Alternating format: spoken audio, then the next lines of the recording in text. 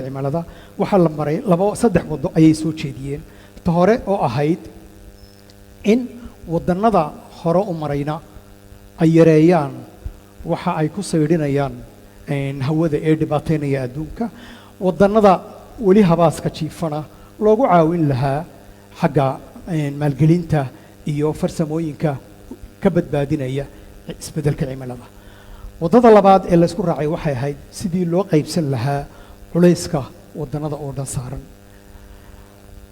wadada saddexaad ee la isku raacayna waxay ahayd sidii ay noo sheegtay markii dhaweyd wasiiradda deegaanka ee jamhuuriyadda Somaliland marwa shukri ismaaciil mandare in la helo aqoon sal leh oo laga minguuri karo dadaal loogu geli karo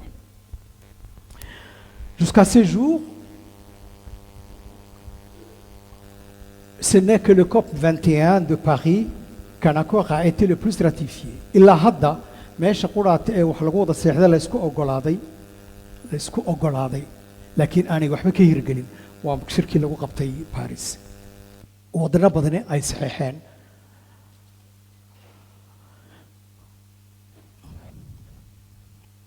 depuis la COP 13 de Bali et ses 4 piliers atténuation, adaptation, transfert de technologies, mécanismes financiers sont restés lettres. wax ka soo baxay ilaa haddana moogtahay lama hayo maxaa keenay markaasi waxay imanaya maadaama ay wejigaasi foosha xun ay wada yeesheen 27kii ama aan laga hayna natiijadu sababuhu waa maxay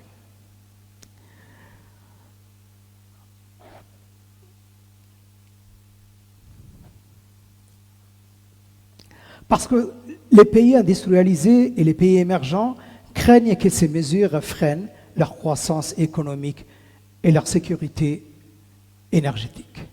sababta ugu horeysa waxa weeye wadannada hore u maray iyo wadannada qaaday wadadii hore loogu mari lahaa waxay ka warwarsan yihiin in dibudhac dhaqaale horumar uu ku yimaado haddii ay hakiyaan tallaabada ay qaadeen inta gees kale ay ka daawanayaan wadannada habaaska jiifa weli qacantooduna ay kor u taagan tahay aanay weli sida noqonin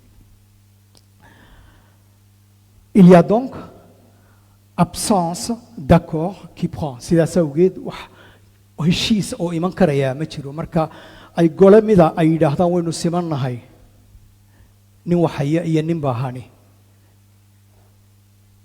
heshiis go'aan oo lagu wada heshiin karaa ma iman karo waayo had iyo jeer waxa dheeli ayaa meeshii jira nina waa baahan yahay nina wuxuu baahida kaga baxay inuu dib ugu noqdo ama halkuu ka yimid inuu dib ugu noqdo ayaa u diidan yahay ka horeeya marka waxa weeye waxaan jirin hadaf laga wada midaysan yahay in la wada qaaday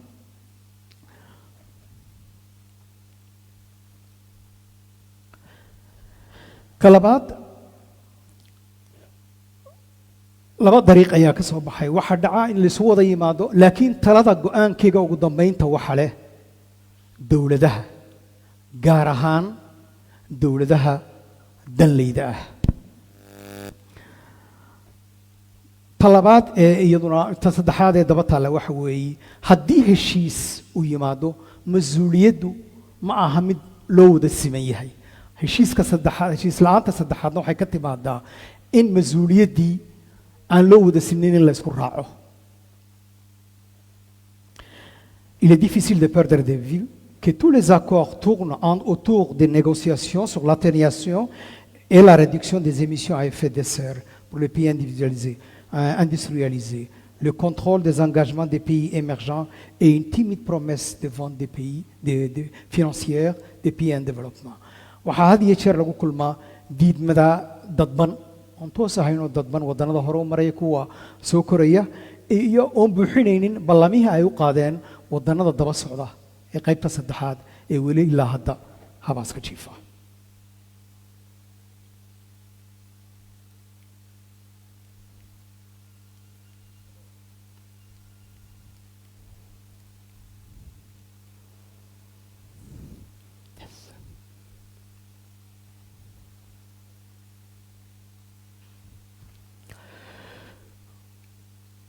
dhibaatada afraad waan soo sheegnay waxaan تكوباد waxa weeye heshiisku iman laayahay wax hadaf midaysan in la helo talabaad inay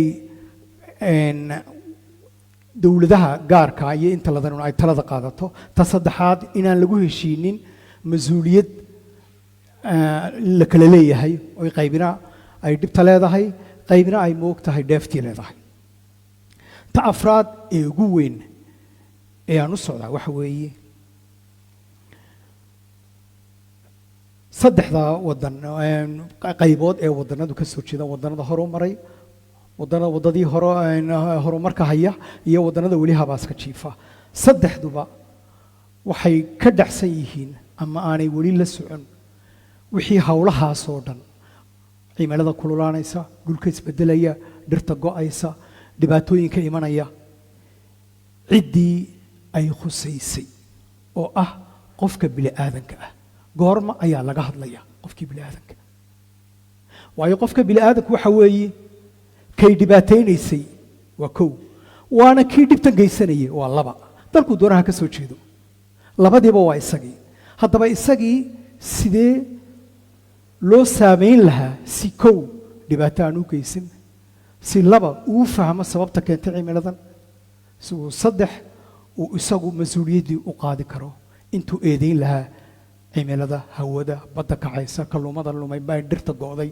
beeyada takhsiirta waxyaabaha caynkaas qofkii in moogtahay la geliyo waa sababta keentay in dib loogu noqdo in qofka ay khusayso wax la geliyo isaga mar haddii educationkii qofka bini'aadanku maqan yahay qofku uu ka maqan yahay wixii loo hayay iyo golihii khuseeyey isagii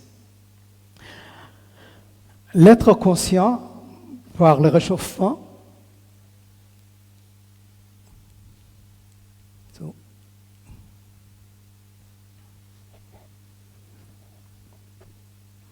L'être conscient par le réchauffement climatique interpelle et demeure spectateur. وداوده cimilada iyo ruwaayada ka socota wuxuu mar walba yahay kii waxan geystay ee waliba soo hor fadhiisanayay soo u daawado wuxuu isagu geystay isagoo inta kale ee la midka la daawanaya lana heshiisahay Ne faut-il pas donc changer de système de vie, de comportement, passant par l'éducation avant de commenter les aléas climatiques? Miyaanay habboonayn in markaasi habnololeedkiisa qaabka uu dhaqmayo baahidiisa aqoon darradiisa in laga jawaabo aanay ahayn inta aynu wixii ka yimid waxaasoo dhan aynu faalaynayno in leenahay saasay hawadu tahay saasay dhibaatadu tahay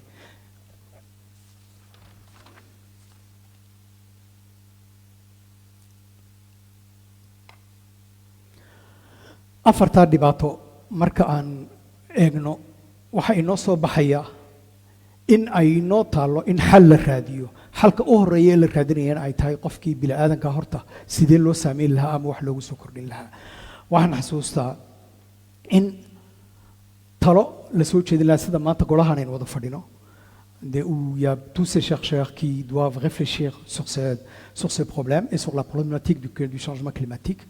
Pour cela, la ministre de l'Environnement du Somaliland, wasiiraddu waxaan ka guntay laba shay oo tiri waxa loo baahan yahay gorfayn iyo aqoon lagu camal fali karo nolosha joogtada ah iyo horumarinta dal walba uu leeyahay ama beeyadeena aynu ku badbaadin lahayn taasi waxay noo fasaxaysaa siduu Dr. Jaamac Muuse Jaamac sheegay marka xog la helo xalku waa imanaya xog la helaa xal la helaa saas awgeed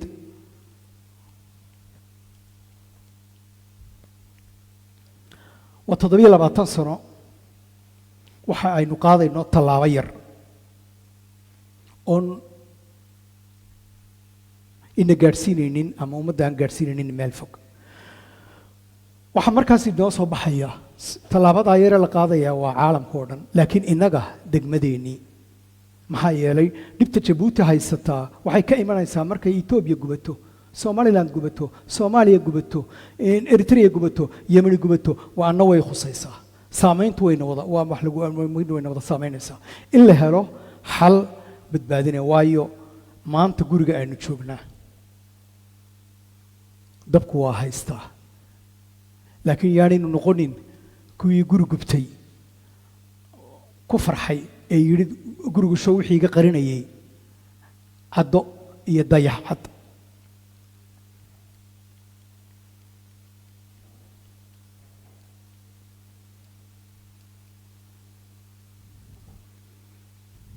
sidaas awgeed waxaan rajaynayaa kulanka 18 soo socda guud ahaan in la heli karo xal lagu wada heshiis yahay danlayda iyo inta xoogga lihi in aanay ka maarminin inay ka dambayso mas-uuliyadda inaan la wada lahayn la kala leeyahay qofka bini'aadanka ee dhibtu ay haysatana in wax la geliyo si uu uga gudbo. maxaa yeelay waxaan maqlayay dhaweyd bugfeerkii qofka geed gooya hala ciqaabo. geed inuu qofku gooyo weli maan arag intaan noolahay qof intuu geed gooye dhaafay. hadduu gooyey sabab buu gooyey. hadduu gooyey sabab buu gooyey. waa kow waxa uu gooyey waa baahi. qofkaas wuxuu fadhiyaa intaan la ciqaabin in horta baahidiisa la eego si looga jawaabi lahaa. waa laba waa aqoon darro. maxaa yeelay markuu dhirtii dhammeeyo uu xaalufiyo uumiga dhulkii ka soo baxaya inay daruurii ka kaxeeyna dhulkii uu labadegaan u noqday inuu fahmo. marka taqsiirta ama in la xukumo ama in la ganaaxa xal ma aha. waxaa xal ah qofka goynaya, qofka harsanaya, qofka midhaheega guranaya inuu horta fahmo qaybta uu waxaasoo dhan ku leeyahay. waad mahadsantiin.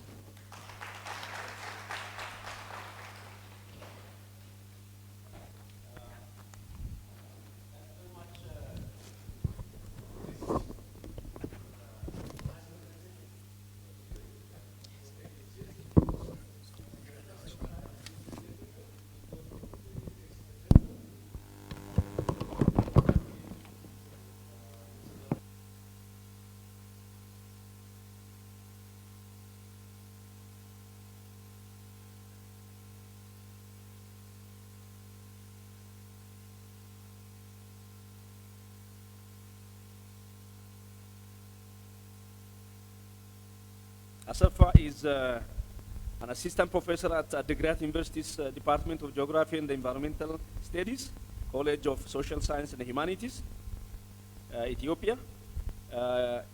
He holds a degree in Geography and Environmental Studies from Haramain University, my university, and second degree in Sustainable Natural Resource Management from Dilla University, Ethiopia. He has worked in Debre Tabor University for 5 years in the Department of Natural Resource Management in the College of Agriculture and Environmental Studies. He is currently a PhD student at Mekelle University, focusing on climate change, natural resources, rural development, environment, geographic information systems, and remote sensing.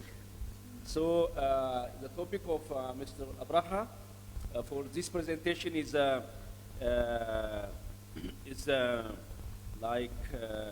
let me see from my GIS and the remote sensing technology-based spatial-temporal analysis of drought effect on maize water requirement during 2015 in Tigray, Ethiopia.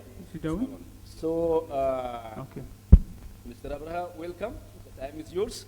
You have 20 minutes, as I was informed from the event organizer. Okay. Now I'm minimizing the time and try to manage within 20 minutes because we are between the lunch and the audience. Okay. So we have to make it short. Thank you. Okay, thank you very much, Mr. Chairman, and the audience for giving time to listen my research presentation. So, can you go to the title here? The middle one. Yeah, thank you very much. Thank you very much. So, my research title is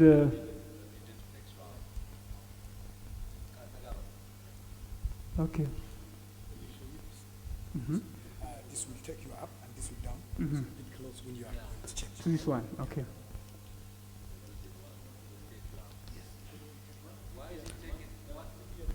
Okay. Okay, so.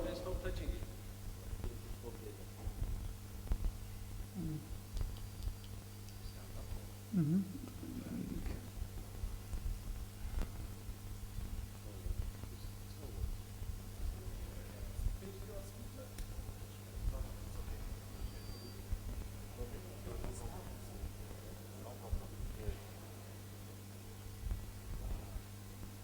Going out then, why is that? The slideshow. The cursor. Don't go out from the slideshow.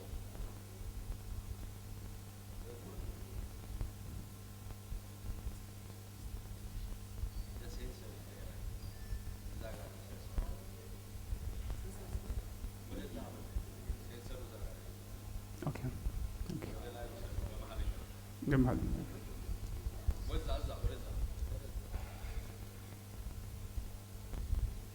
Where is the sensor? Show us.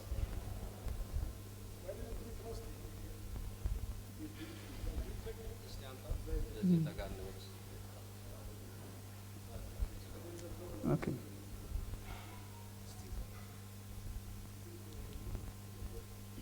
Okay, thank you very much. My research title is GIS and Remote Sensing.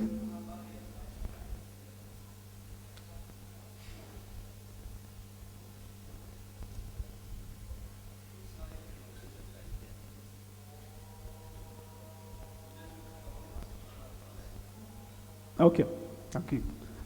My research title is GIS and Remote Sensing, Technology-Based Spatial-Temporal Analysis of Drought Effect on Maize Water Requirement during 2015 in Tigray, Ethiopia. I focused on this year. Why? Because the year 2015 was high drought in the research area. So that is why. So to introduce with, in Ethiopia, the agriculture is the mainstay of the economy, and same thing at the same time, the agriculture is affected by rain. The rain is characterized by erratic and shortage, especially in summer season. So food insecurity in the area, in the study area, is very common. So due to the erratic rainfall, the rain is giving less in summer season. As a result, food insecurity is happening in the area. I try to focus on maize crop to correlate with the climate, because the water requirement of that year of the maize was not correlated with the crop. So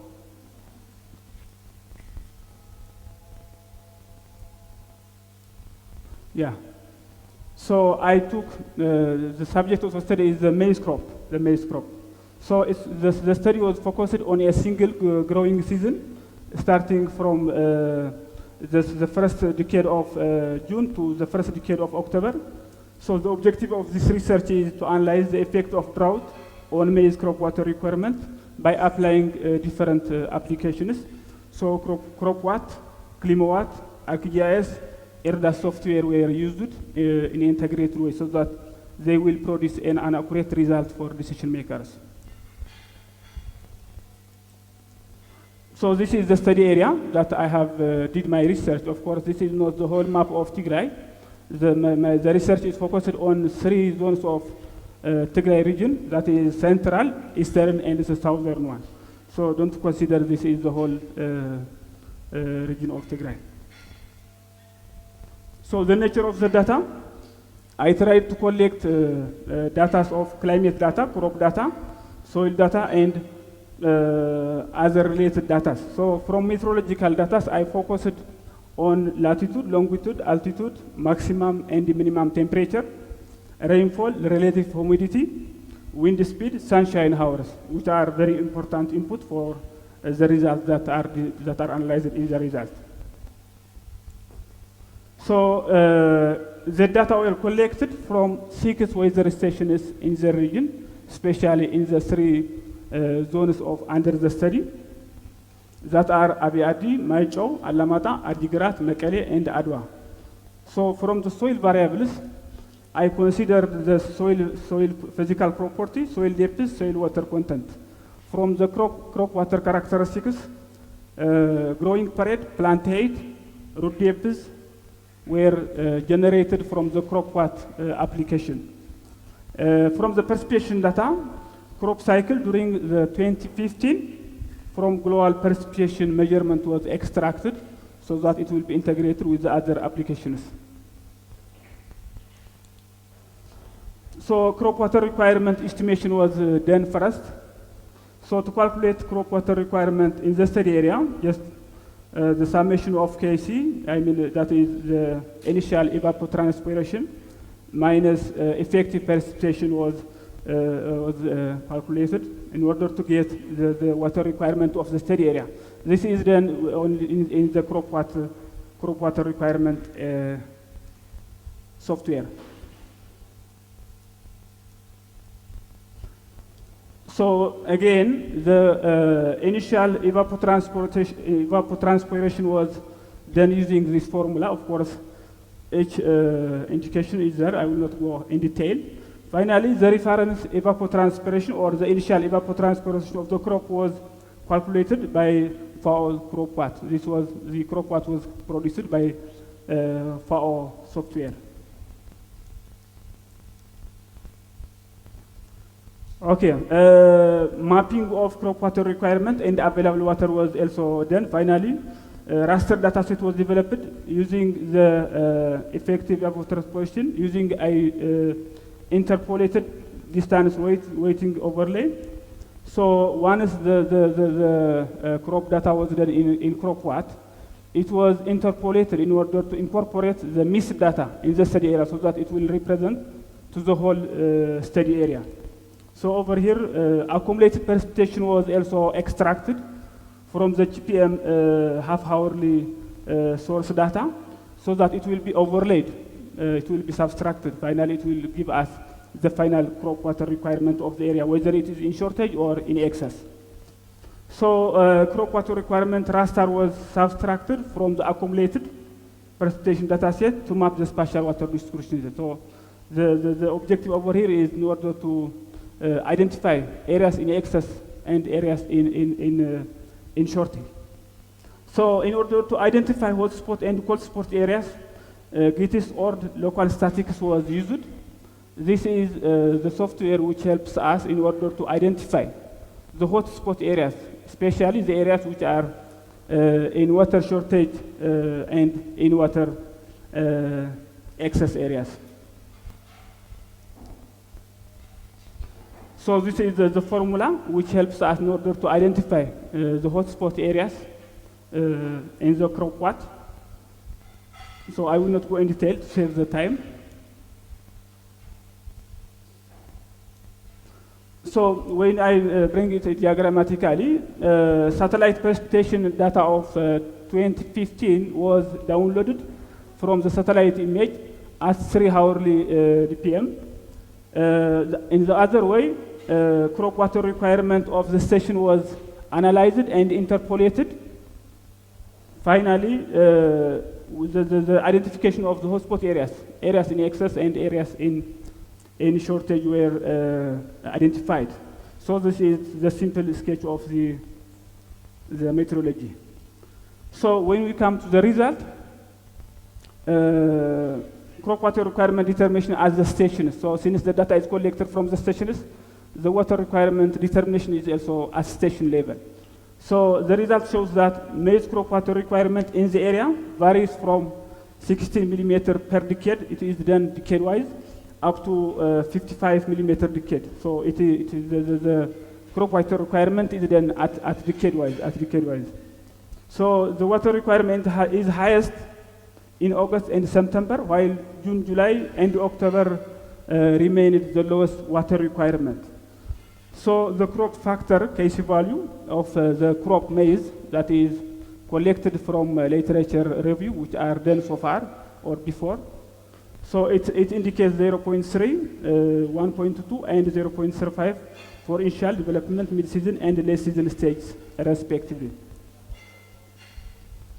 So this is what I have said, so no need of repetition this one. Already it shows the water shortage in the seasons and that of the stations and the season. Okay, mapping of crop water requirement distribution.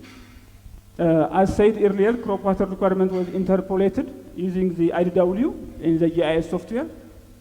So this is the importance of this in order to sample or incorporate the unsampled area so that the whole area of the study will be represented, so there will not be missing data. So the water requirement of 12 decades starting from the second decade of June to the first decade of October is mapped. So the highest and the lowest water requirement in this decades remained are 56 millimeter per decade and 27 millimeter per decade respectively. So the Eastern Tigray crop water requirement was higher in all stages of the crop season, the crop cycle. So, but in case of Southern Tigray zone, it records less crop water requirement except July decade 3, August decade 1, July decade 2, and August decade 2. In case of Central Tigray zone, it experienced high water requirement during June decade 2, June decade 3, June decade 2, and September decade 3, and October decade 1. So this is simply to visualize on map. Otherwise, it is what I have said orally before, so no need of killing time. Showing the green area is showing lowest water requirement, while the white color is showing the highest water requirement. Already legend is at the top of the map. And there are some areas which are not neither less nor more. So this is when we visualize the result of the data. Yeah, this is. It started from October decade. I mean from second decade of June to first decade of October. So this is another. Just that one is the crop water requirement. How to do it in crop wat, then to interpolate in GIS. This is the available water or the water that was received by the area during this 2015. So available accumulated precipitation data was derived from the half-hourly of the GPM, that is year 2015 was clipped for the state area because it has to be downloaded for the large area, then it has to be clipped to the study area, and the parameters of the analysis has to be, or the data has to be extracted so that it can represent well the area.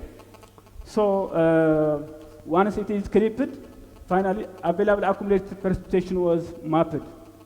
So the result shows that maximum and minimum available precipitation was 120.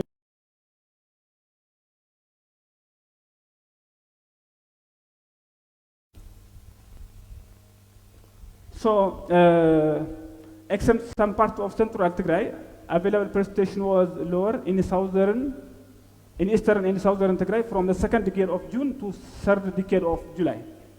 But in August decade 1, available precipitation was high in some parts of Southern and Central Tigray, while it was low in Eastern Tigray.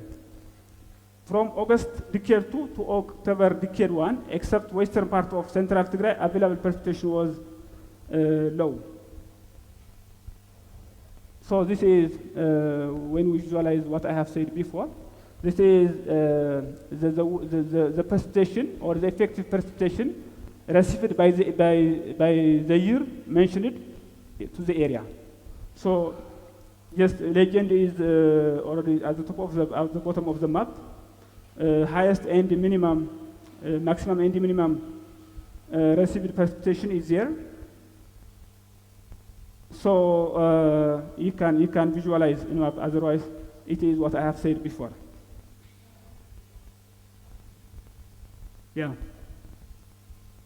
The red color shows the areas which received low precipitation, while the near to blue is the areas which received high precipitation during the mentioned year in the study area.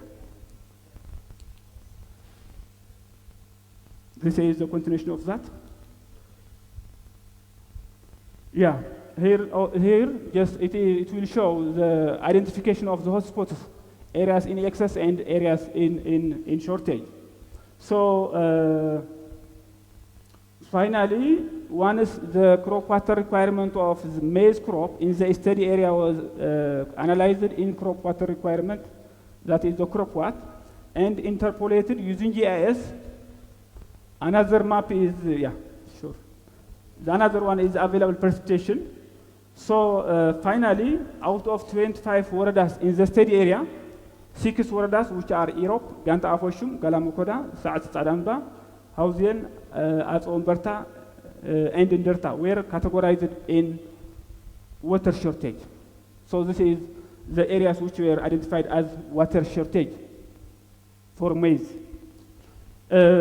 The other one, 7 waradas which are Qolatambian, Nadir Adet, Mereblecha, Dalai Macho, Tatai Macho, western part of Adwa, and northern part of Augost are in water excess category at 95 confidence level. At 95 confidence level. So the remaining waradas are statistically insignificant. That means they are neither in excess nor in shortage. Yeah, this is the identification of those hotspot areas. Just there are areas which are water deficient, that means water in shortage, and water surplus areas. This is the hotspot identification of the areas and the confidence level to say whether it is significantly, water shortage or water excess. Yeah, this is, or the conclusion is just I have said it.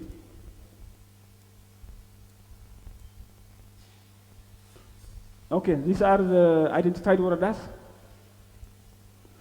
Finally, what I want here, just the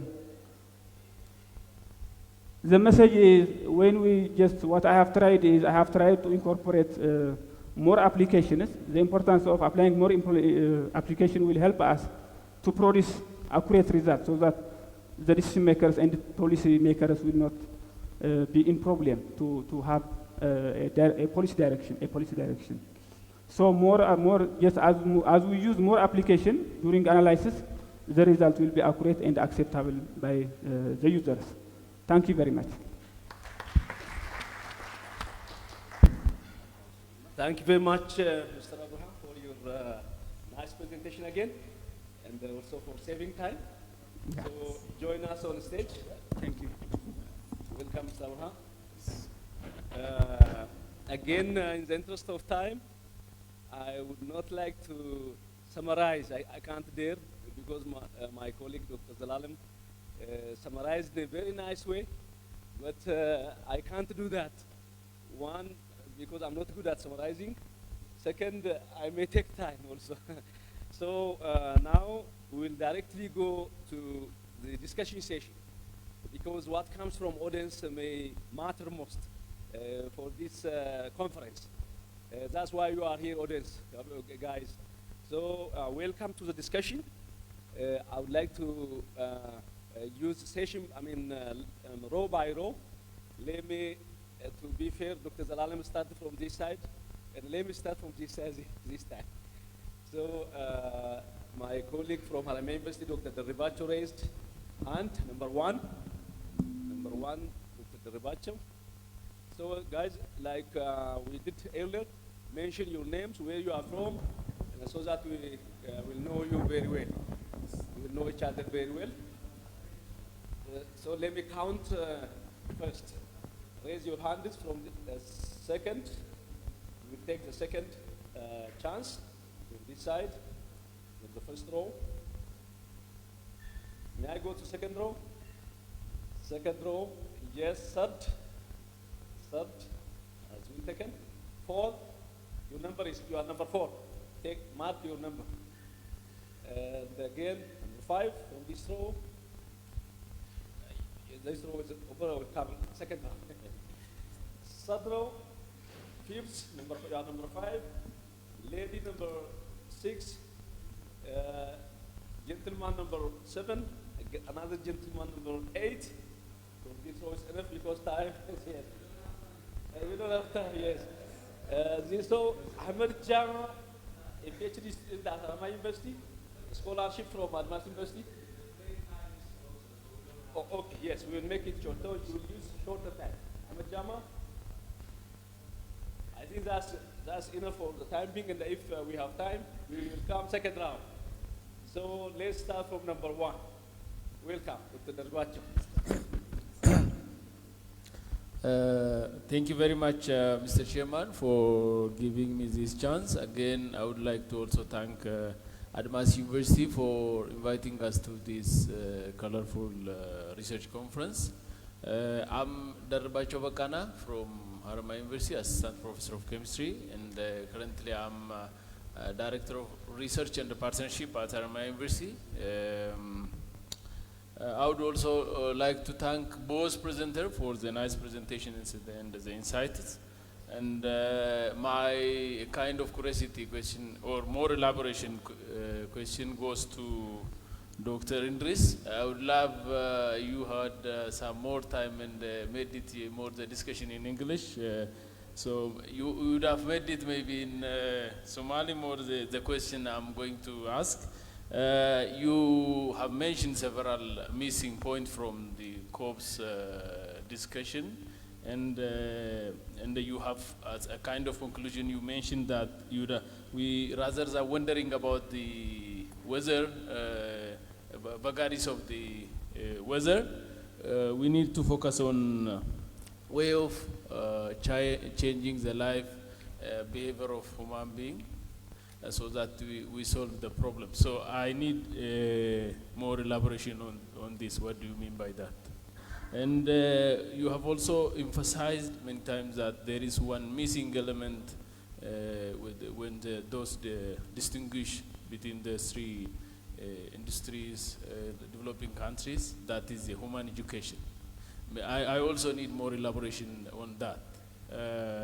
How we need to focus on that so that we address the climate change we are facing now as a globally. And maybe more comment on the missing on the negotiating table. There are some missing on the negotiating table. So whom do you think are the major missing on the negotiating table which would have impacted the direction of the discussion? Thank you. Thank you. Number 2. Don't repeat questions and focus on major points that you want to make. Number 2. Which one? Number 2. From the same side, number 2.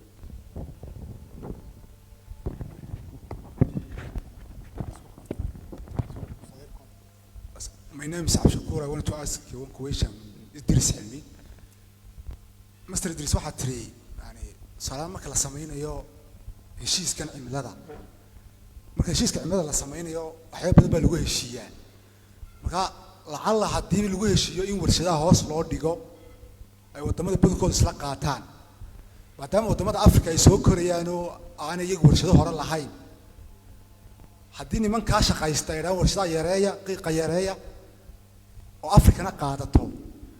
Saameyntoodii wax soo saar يعني مش دلوقتي ما كل يلان سوا سوسار كودي سوا حبك ما دي ما يسا اسكو بيت نقني يعني أول ما عشان Thank you. Number 3.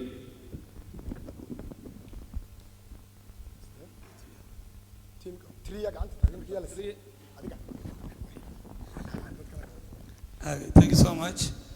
I'm Abdi Basid, the founder of Somalia Fresh Times, and also Home Finance Initiative.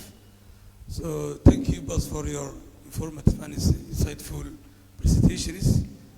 My comment going to Dr. Idris. Otherwise, waxaad tiri waa in dambiile laga dhiga qofkii dhirta jara marka qisayr meel yar oo dhiirigelin ku sheegay waxa jirta tuulo yaraanteedii inaan joogi jiray taalabuur baa la dhahaa waxay ka tirsan tahay tog dheer burco marka balli weyn bay leedahay dhir gob ah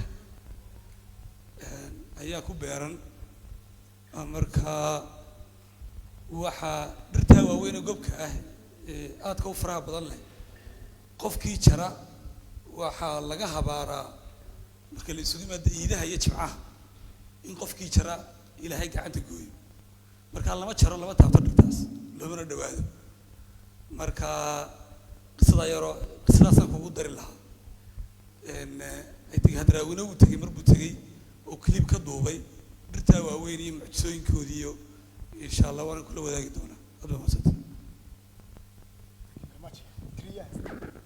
Four.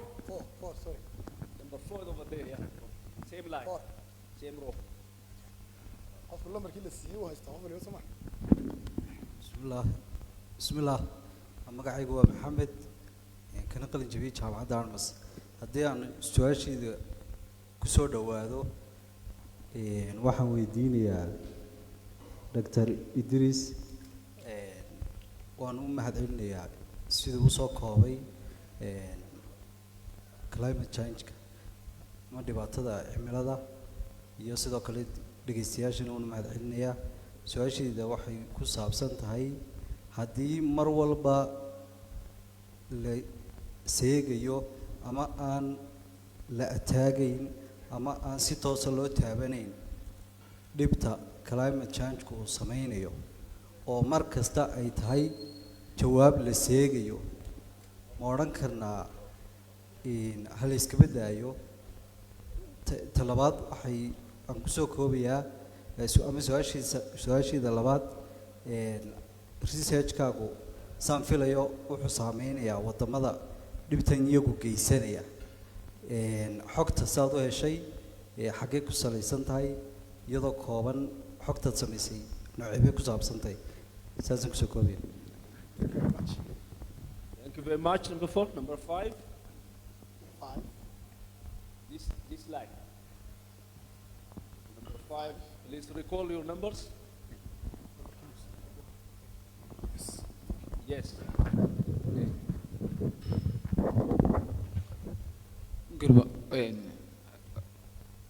My name is Mustafa. I'm MBA student at Armas School of Postgraduate. My question is to Abraha and Asefa. As we know, Somaliland and Ethiopia, they have different climate change. So how it should be related, how it should be related to us, your study? That is my question.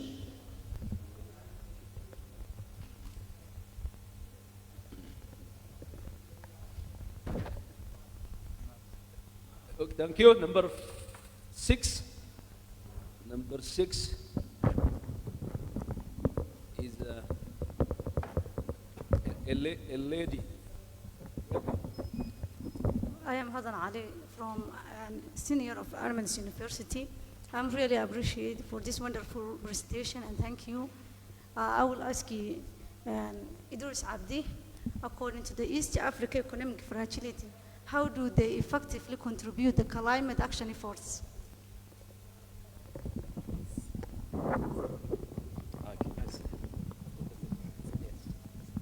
Thank you very much. Number 7. بسم الله 7 or 8?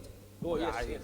وخضر أحمد حسن حاجة سؤال شعاد أرمس مصر بروجرام حنشعلها هنا دكتور كويديو داو أب سومالي كوتشيدي برستيشن كيسي وحنشعلها هنا ويديو إيس أفريقيا مركز لقى حضليو أفريقيا contribution بيكون هذا حي ميلادنا نسبة ليس وحكم إذا كجناع سجل الحشة كوين تديرتا يو وحوي قشنك وحوي ضوحية iyo badaha iyo waxay soo gala marka su'aasheedu waxa weeye East Africa guud ahaan gaar ahaan East Africa maxay tahay sababta uga gabanayaan steel looga ganacsanayo dhuxusha iyadoo dhuxushii laga ganacsanayo sidee suurtagal u tahay in xal loo helo waxa weeye cimiladan isbedelaysa gaar ahaan abaarahan ku soo noqnoqda wadamadan East Africa dhaca aad baa mahadsan tahay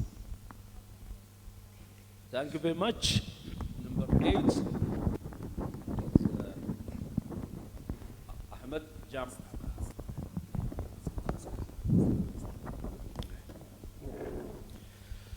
Assalamu alaikum. I would like to give this opportunity to thank our mass community for holding such a good conference and mostly based on research. Mostly, I recommend that mostly if we implement mostly in research, that could be very important because we are going, if you apply on action plan, we can even do more results. Definitely, if I tell you my background, sorry, my name is Ahmed Cham Aden. I have first degree graduated from Ethiopian Civil Service, mostly in the field of urban planning. I have also another degree, which is mostly in telecommunication. I have a master's degree in project plan and management in Armas University. Currently, I'm preparing a PhD in regional development planning in Hargaysa University, Department of Geography and Environmental Science. I will be asking here for two questions, one for Dr. Idris, and the other question will go mostly in Master Abraha. My first question mostly it goes on Dr. Idris. Definitely he have showed or presented a very important presentation based on environmental issues. And currently, even for the last 20, 30 years, the issue of environment become one of the biggest challenges globally. While many conferences have been done, and still now the conferences keep going, and even the new conference was still held in 2023, and the first conference was held in Stockholm in 1972. But up to now, these conferences, even there are some other protocols which are being implemented, like the one that was done in 2002 in Japan, which is mostly called the Kyoto Protocol. But most likely, these conferences, up to now, they are not achieving an effective result, which means even in America, which are having the biggest emitters in gas and globally, are not still signing these conferences to be effectively implemented. And Africa also, there are also other agendas, like green agenda, like brown agenda, which have their own effect. When we compare in green agenda, they may consider on environmental sustainability. But when it comes to brown agenda, it gives more emphasis on economic productions. To come to my question, in I think there was one guy who was asking what kind of challenge it could have a challenge in the developing countries. But my question is almost close to that. Can we say, since the international, the Western countries, some Occidental countries, are still yet signing those conferences? And as an African developing countries, every year, every conference we are still participating. And do we believe that we may not have a role unless they achieve their effectiveness? So how can we achieve, as your recommendation, an effective result so that these conferences, which are still going, can be achieved a better results in globally? That's my first question on Dr. Idris. The second question goes to, I have many questions for Dr. Abraha, but we don't have time, so I'll ask you a very concise question. I think Dr. Abraha, he have really discussed a very important issue, which are most likely on spatial. I have also a CS background on spatial analysis, most likely on sensitivity on water. But I have some gap. I think I have not seen the objectives, exactly the main objectives of the study.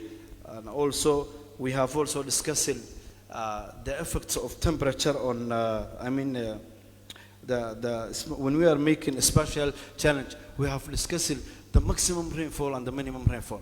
So I think my question goes, we may not add the best temperature which suits even the maize, because the water and the rainfall, precipitation and the temperature, environmentally they have a very great effect.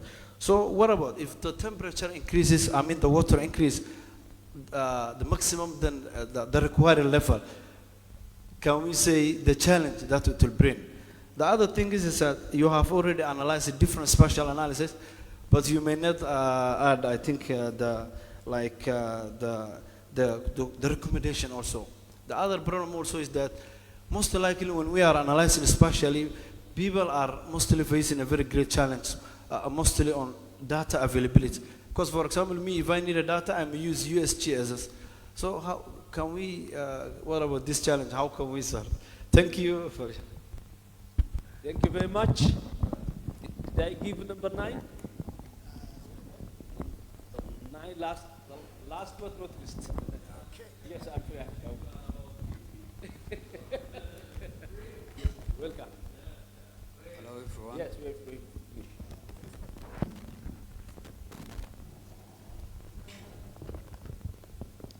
First, let me bring myself. My name is Gule Abdurrahman, a senior student from Augost University. I have two questions. Number one is, still it is complicated to comprehend whether it is a developing or underdeveloped world are victims or agents in climate change. So I want to need a clarification about that.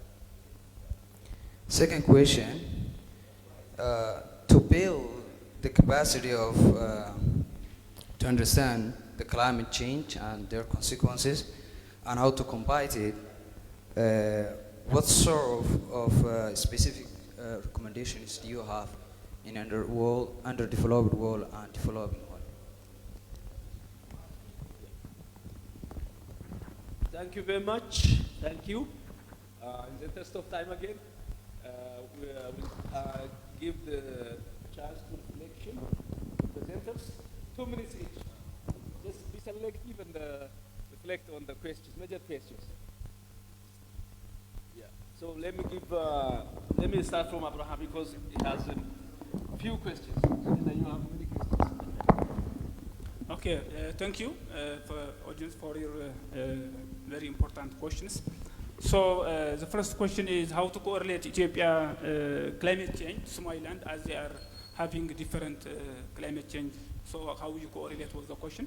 So over here, I have tried to explore the climate of Somaliland and Ethiopia. So they have similar climatic conditions because the study area of my study area, or research area, Tigray, it is affected by frequent drought of many years, especially the northern Ethiopia is affected by drought.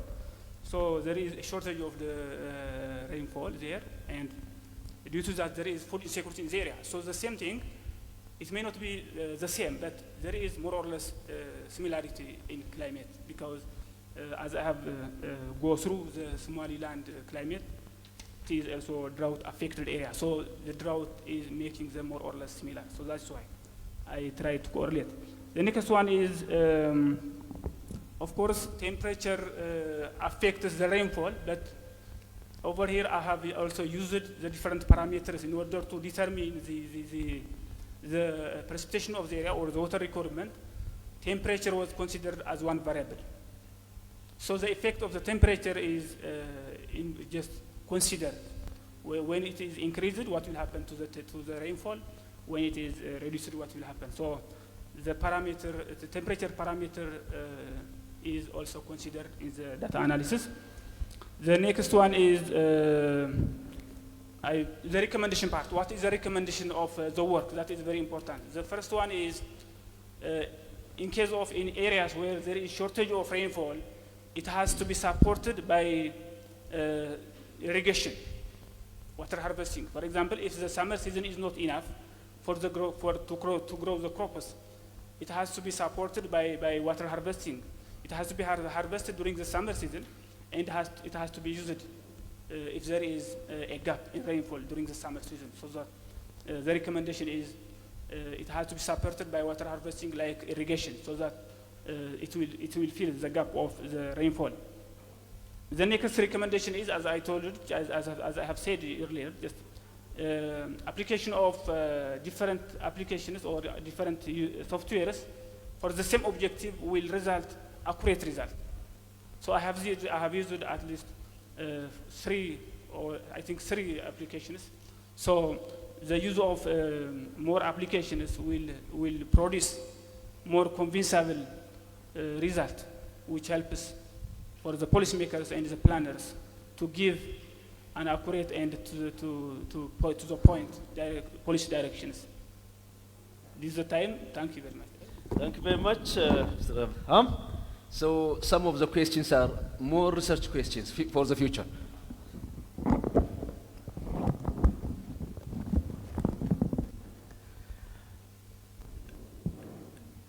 markay su'aaluhu bataan ay jantaa rago noqoto anna jawaabahay u golo ka fuul bay noqdaan marka waxaan isku dayay dhammaan inaan isku soo celiyo sheekooyin su'aalihii oo saddex qaybood u kala saartay education-ka iyo shirarkan lagu kulmaya maxay faa'iido leeyihiin iyo dadaalka inaga laynooga fadhiyo Afrika gaar ahaana deegaankeen degmadeennan. And I try to explain give some response with my colleague Dr. Deripacho because we are together now in English, but I try to respond in Somali. marka hore waa run oo marka waxa loo baahan yahay qofkii golihii lala tegay haddaan ka dhaqaaqo Cabdi Samad oo ii fasaxaya inaan moogtahay gudagalo qofkii marka daba waan u gudbi doonaa waxa weeye waa run oo de waxa inoo yaala aqoon baa taala ilmihii qofkii la habaarayay lama xukumin waxa laga dhaqaaqay wuxuu garanayo ka baqo oo uu naco oo lama oran shakhsiyan waxaad samaysay waxaan kugu xukunay laakiin wax dhaqan ahaan wuxuu ka dhaqaaqay indigenous knowledge kii jiray meesha aqoontii abogaale meesha taale waxay ahayd habaarku inaanu ficnin waxaan xasuustaa maraan xoolo ku markaan yaraa miyiga jiiman jiray biyuhuna gabaabsi ahaayeen waxaan maqli jiruun haddaad biyaha ku kayda ama faraageliso hooyadaaba ilmaha carcaar la dhalay waxaan ka baqaayay ma ahe waa ilmaha walaalkay la noqonaya ee carcaarka yeelanaya ma ka baqayay marka aqoontaydii ab ogaal ayaa la ii marayay si aan uga badbaado marka waxa looga jawaab waxa loo aqoon baa loo maray mar dhaweydan waxaan idhi qofka yaalla ee xukumine laba dariiqa loo maro waa kow baahidiisi geedka inuu gooyo maxaa u geeyey waa laba in loo maro aqoontii mid maadiya ha noqoto mid abogaal ha noqoto aqoontii maadigii waa tan maanta researchkaan ugu jiro jaranjaray soo maraysaa researchkii in la darso loo bedelo haddii eebba idmaya inay noqoto aqoon iyo aragti la isku raacsan yahay marka dambe aqoontaasi level loo kala yeelo la manhajeeyo manhajka uu tago iskuuladii ilmihii yaraa uu ku soo koro min uuladiisii lama intuu qalin jabinayay inay bee'adani ay gogol isaga u taal mid uu leeyahay qaybna isaga ku leh qaybna uu ka yahay inuu fahmo waxaan malayn dhowr su'aalood way ka jawaabtay taasi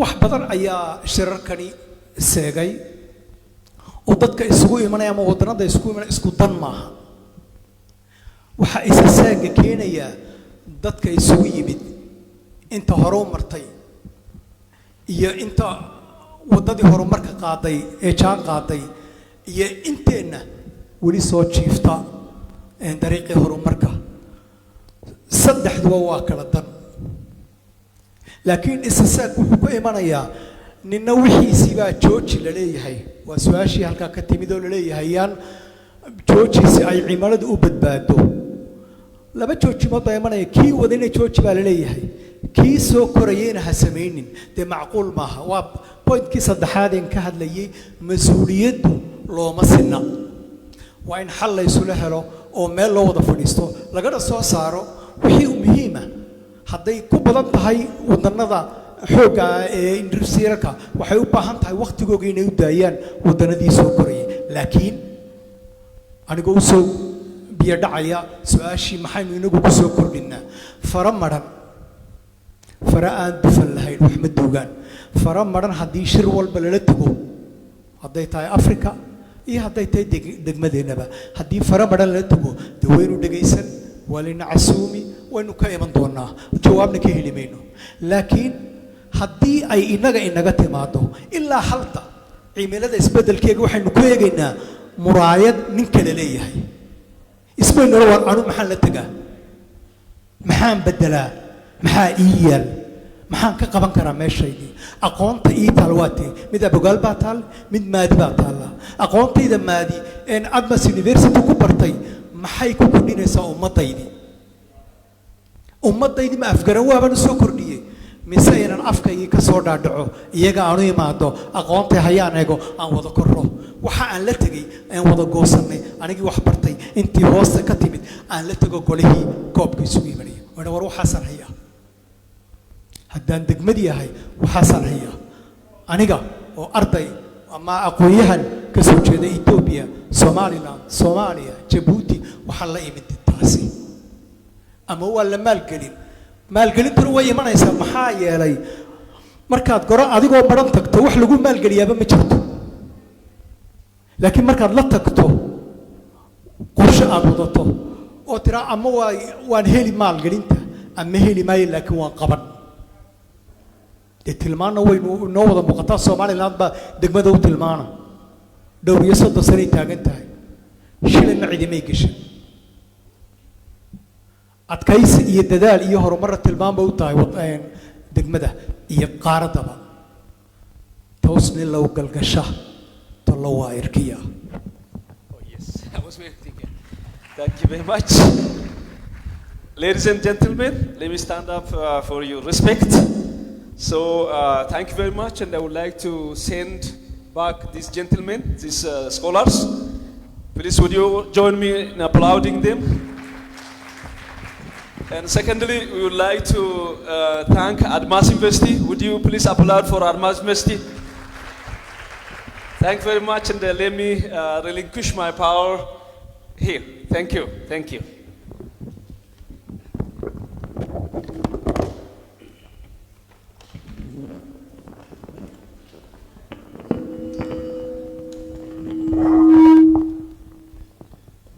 Thank you very much, Dr. Fayera.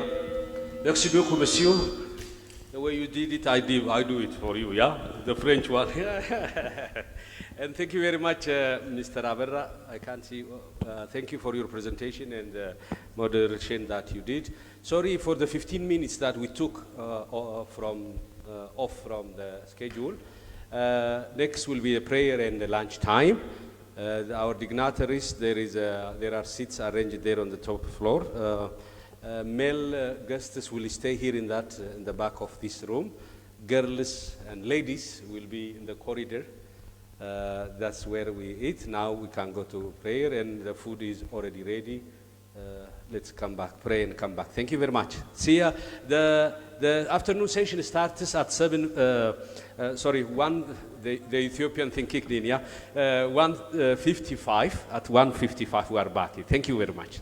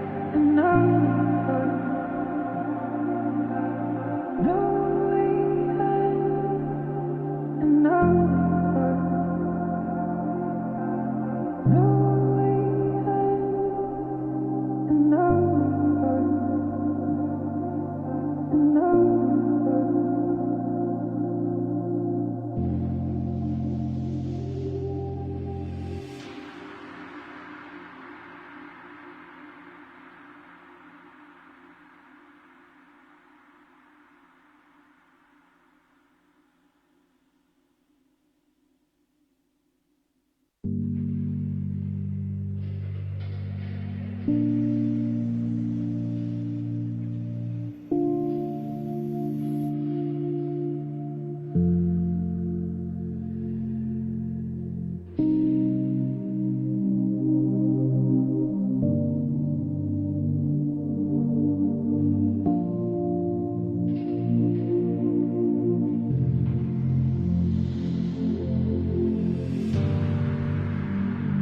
did I know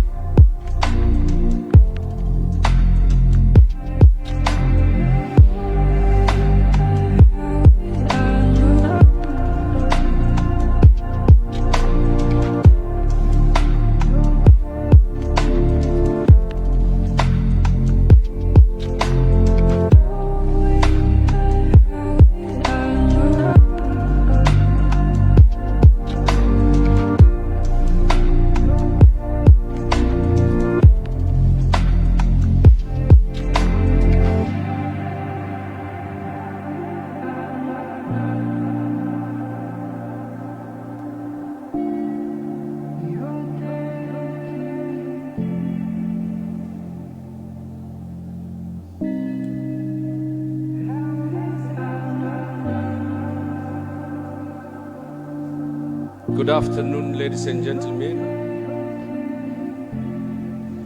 Can we take our seats?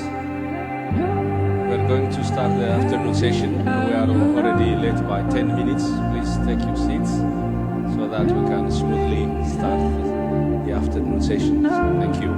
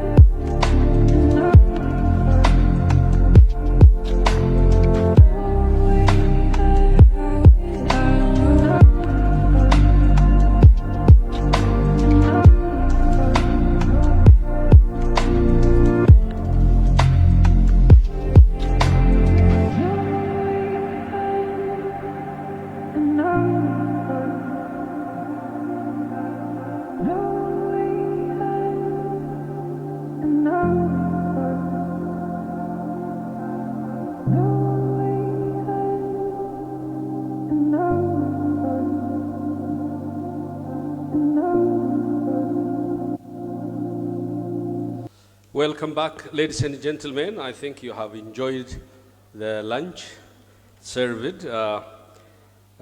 We'll be directly moving into the afternoon session, and in this afternoon session we will have three papers presented in two separate sessions. The first session will have two papers, and these two papers will be facilitated and moderated by Dr. Gday Gebre-Mikael, our colleague from Addis Ababa, the main campus.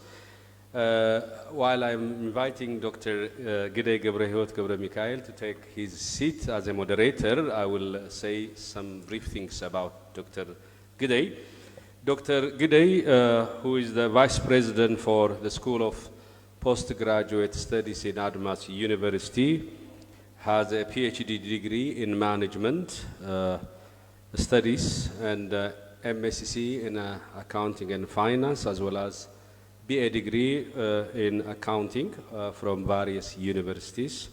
He has been serving in Admas and other universities in various positions so far, and now currently, as I have already said, he is the Vice President of Postgraduate Programs of Admas University in Addis Ababa, Ethiopia. The afternoon, his moderation will be of two papers to be presented by Dr. Muhammad Usman Godle, our staff here in Hargaysa, Admas, and it will be by Dr. Kasam Augost of Civil Service University of Ethiopia. In the morning section, the rapporteurs were Yosef Malako of ICT Department Head from Hargaysa and Imam Damte Ali of Accounting and Finance Department here from Hargaysa. Thank you very much for the service you render to us. And now we have here Ato, or Mr. Johannes Mamo Haile, the head of Department of Business Management, and Suhaib Gair of Economics Department, the head of Economics Department, here from Hargaysa campus. Thank you for your attention. Now, the stage is yours.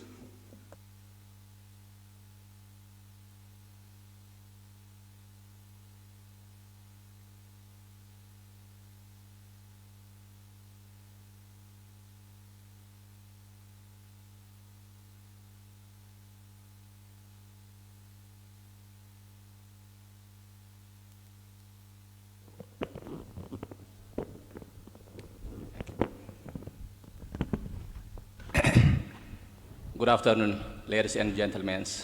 I hope you have enjoyed the lunch. So,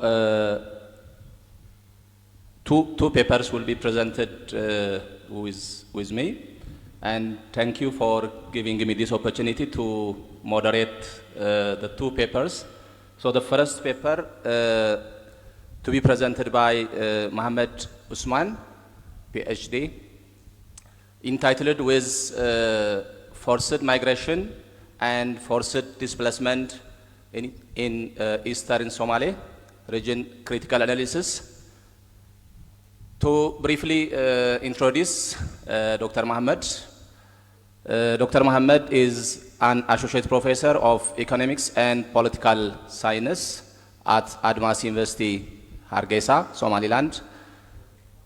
Dr. Mohammed is also a senior political advisor of the Ministry of Foreign Affairs and International Cooperation of the Republic of Somaliland.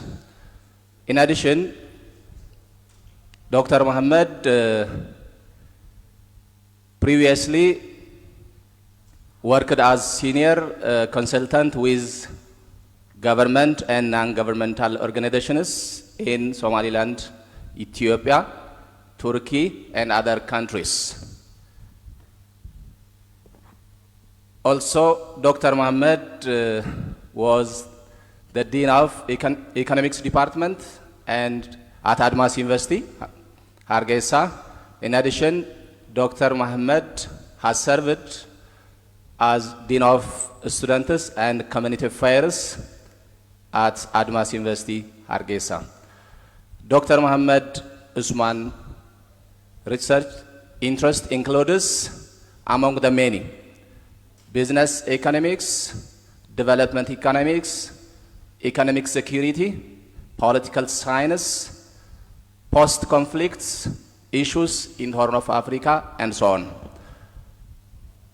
So within, I think, 20 to 25 minutes, I will leave the floor to Dr. Mohammed to present his paper. Welcome, Dr. Mohammed.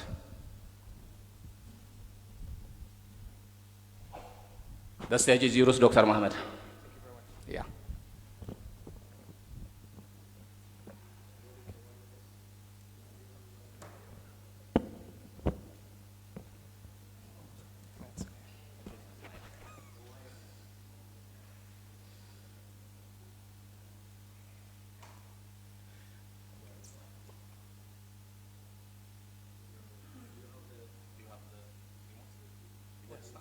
No, I'm going to sit here. Remote are there? Yes, sir. Yeah. Okay.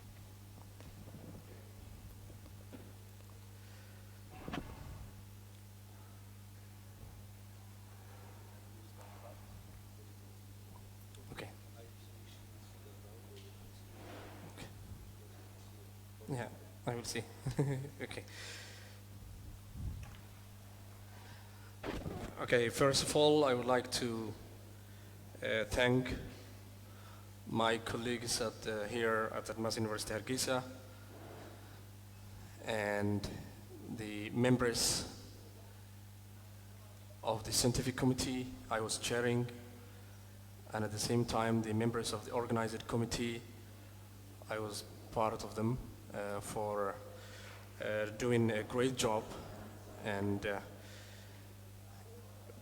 making the 15th International or Multidisciplinary International Research Conference in Hargaysa here a reality. Thank you very much.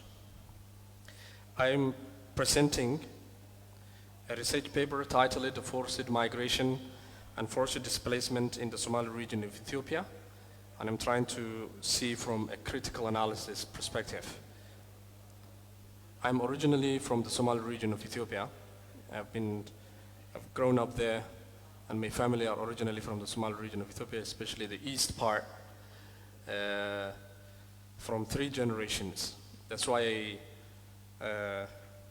whenever I'm trying to visit back to those places where I studied my primary and elementary school, where my father and grandfathers were born, and where my grandfathers were buried, then I realized that there is a huge problem when it comes to the climate impact. And I will just start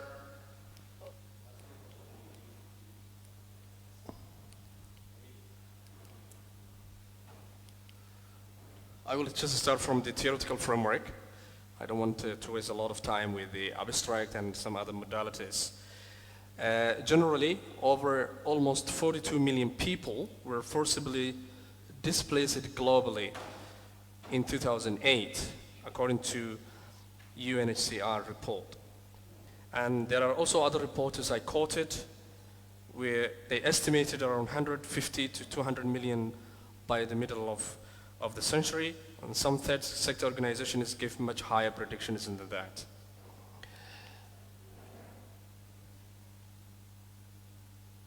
However, there is also an ongoing debate when it comes to the number of environmental refugees that are likely to be produced by the climate change. There are 2 different types of refugees that we know. Some of them are maybe political refugees, and some of them are known as environmental refugees. Those who have been displaced due to climate change, due to some other factors which can be a product of climate change, as well as the useful way to categorize these groups.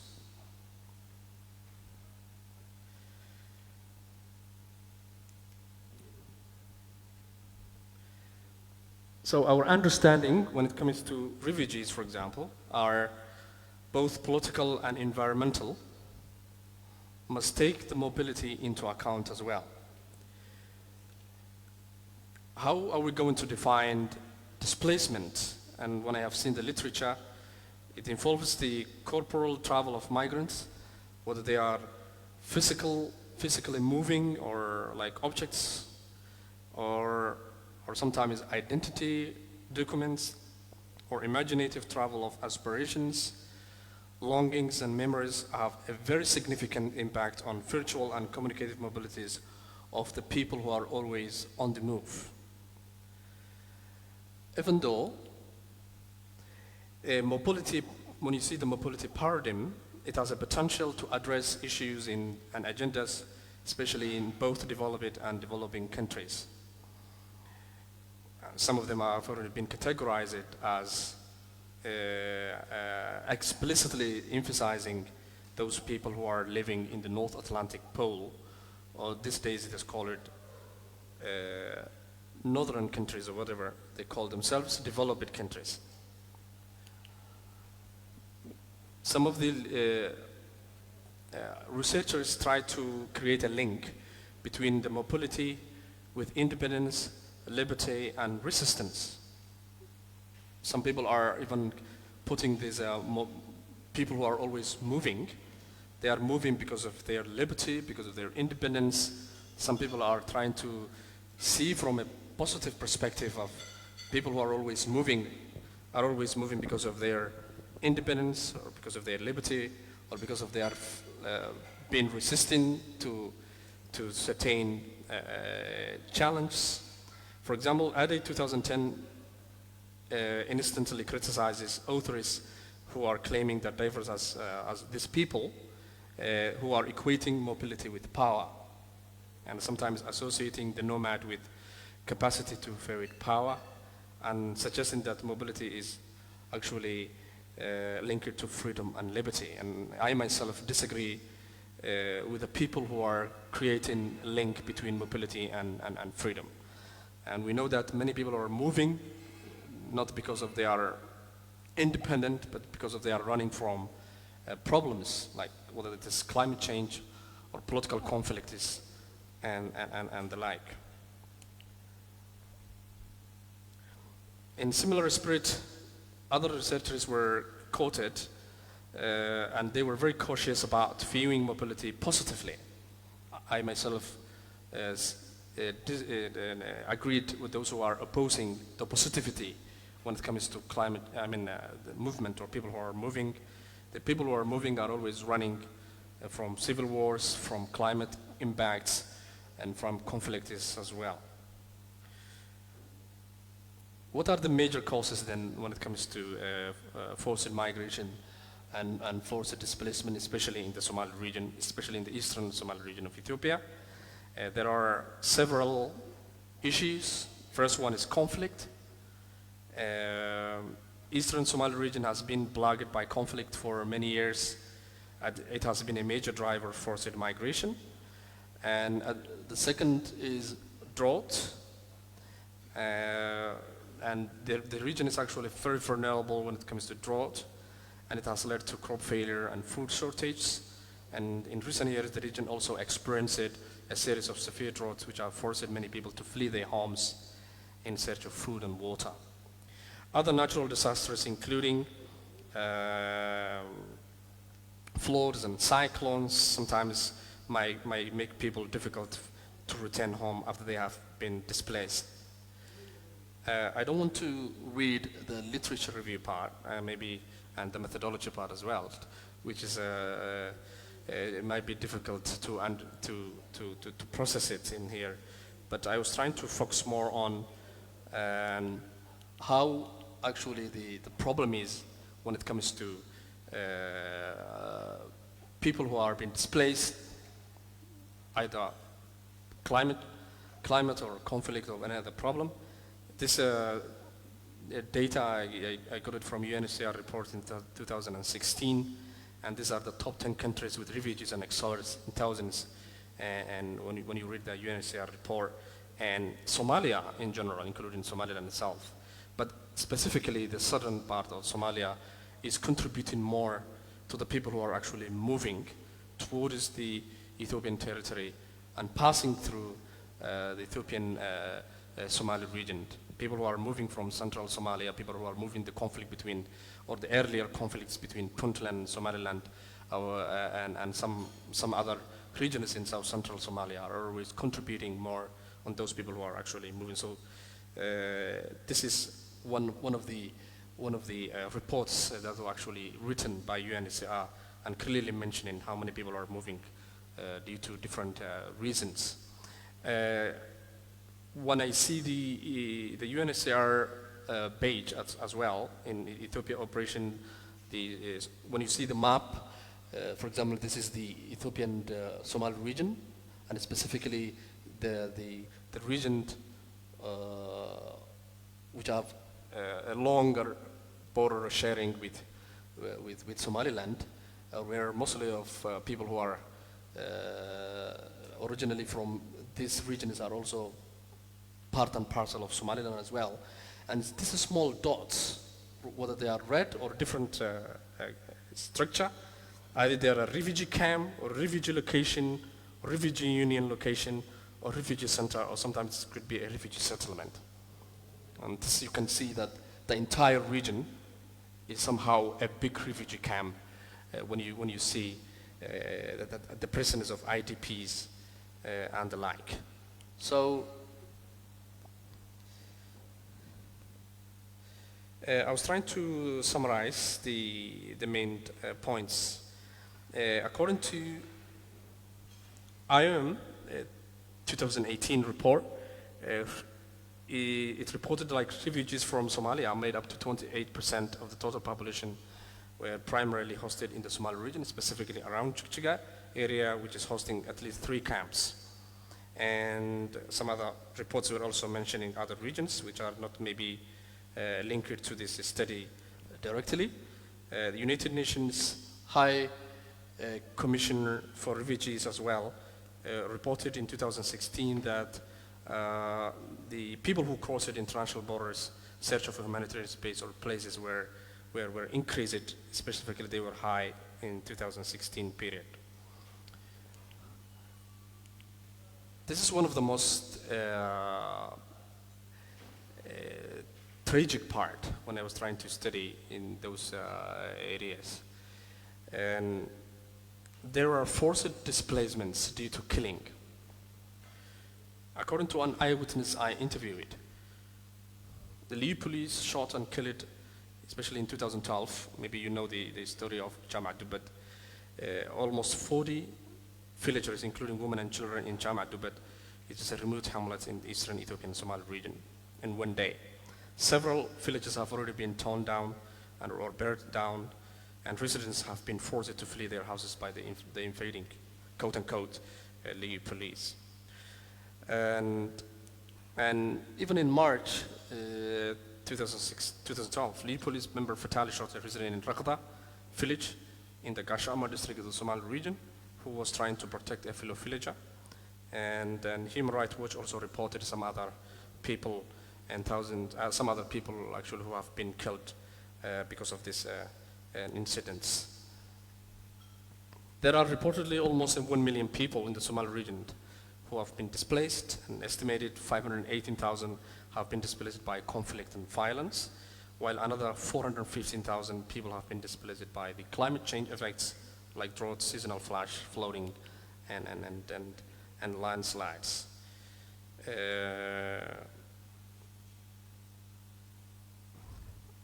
I'm trying to conclude with this map, like how drought and conflict displacement have been reported, especially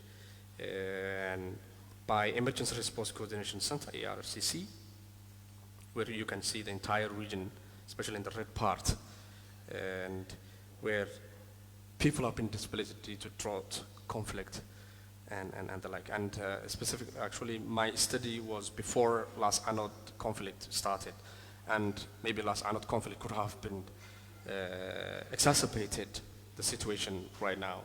I could have studied more and contribute and also add more into my study. Thank you very much. Thank you very much, Dr. Mohammed. He just finished his presentation with 18 minutes. Thank you for that. I hope you got a lot about the causes and consequences of forced migration, as well as forced displacement. Then we will proceed with the second presenter. The second paper will be presented by Dr. Kasa Mogas. Please allow me to invite Dr. Kasa to the stage. And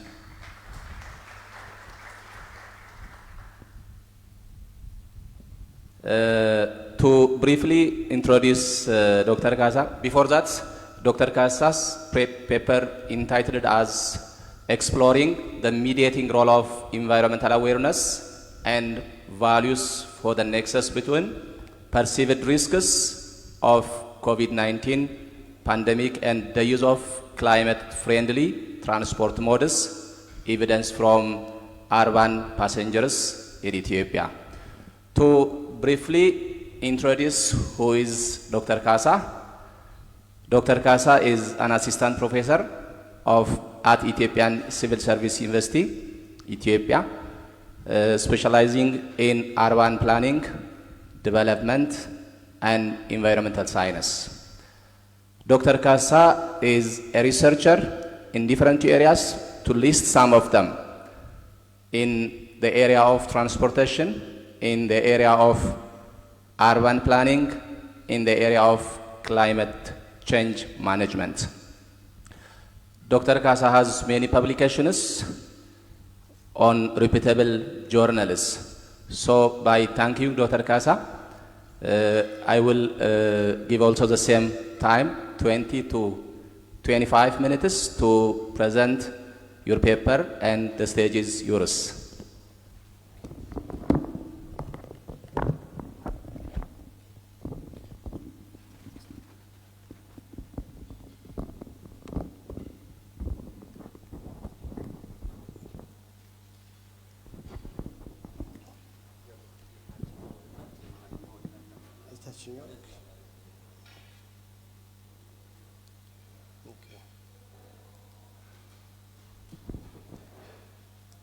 Okay, good afternoon, everyone. First of all, I want to thank Admas University and the organizing committee of this international research conference. It is my honor to be the presenter in this international conference. So I thank the university, not only to be the presenter, to use this opportunity to present my papers, even to visit Somaliland and the community. Thank you very much. So as you see on the screen, my research is focused on the three very important variables.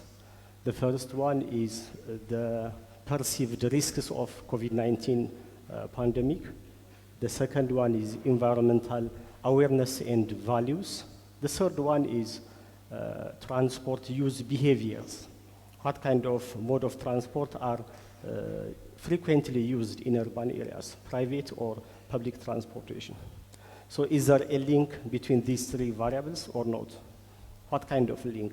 The major topic is how environmental awareness played its mediating role for the link between the risks of COVID-19 and the sustainable use of transport.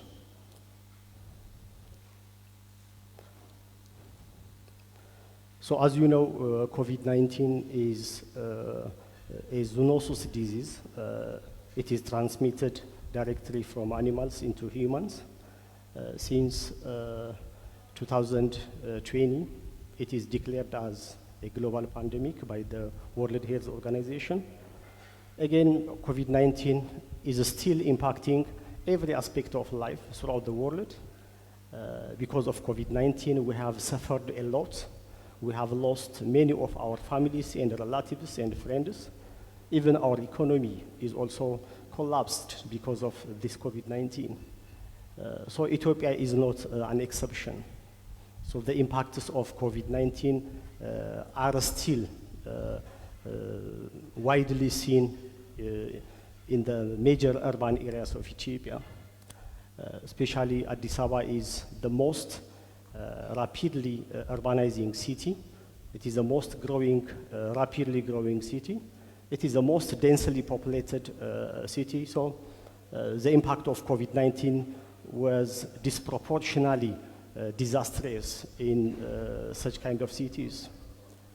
So even though several measures and efforts have been done in the past to control the pandemic, still the impacts are faced by everyone in the world. So there are several studies and literatures which are done on this topic, the cause of COVID-19, the impacts of COVID-19. There are several studies, but the link between COVID-19 and environment is not well studied. So that is why I was motivated to conduct my research on this area.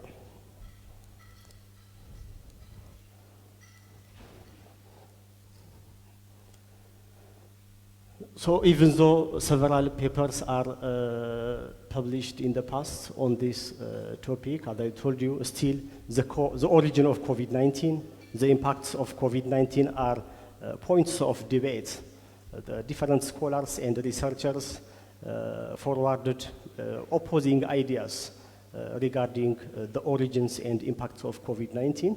So it is one of the fertile research research topic, particularly the link between COVID-19 pandemic and environmental degradation or climate change.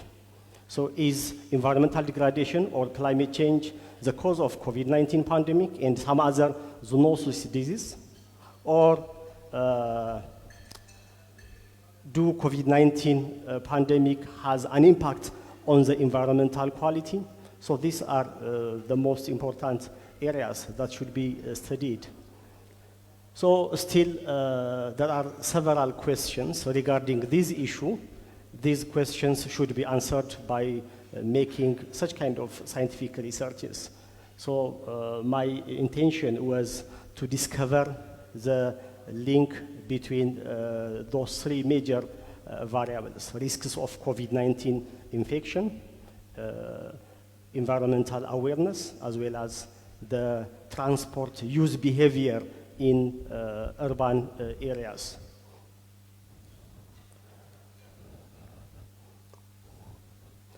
So these are the three major objectives: to examine the perception towards the origin and threat of COVID-19 climate change, especially the passengers in urban area. They have different perception towards COVID-19, from where COVID-19 is originated. So different people may have different opinions. So that is my first intention. Again, regarding the impacts, the risks, there are different kinds of conflicting perceptions. So my intention is to discover the perception of transport users in urban area towards this issue. The second one is to determine the impact of COVID-19 pandemic on the awareness level of people towards environment, towards climate change. Did environmental awareness increase since the outbreak of COVID-19 or not?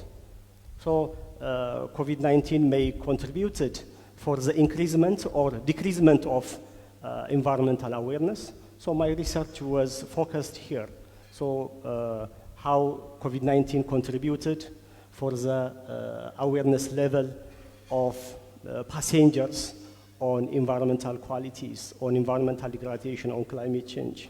The third one is to identify the direct effect, the indirect effect, as well as the total effect of COVID-19 pandemic risks on transport use behavior in urban area. So there are three effects: direct effect, COVID-19 directly on the transport use behavior; indirect effect through the increasement or the decreasement of environmental awareness. Again, the total effect is the sum of both direct and indirect effects.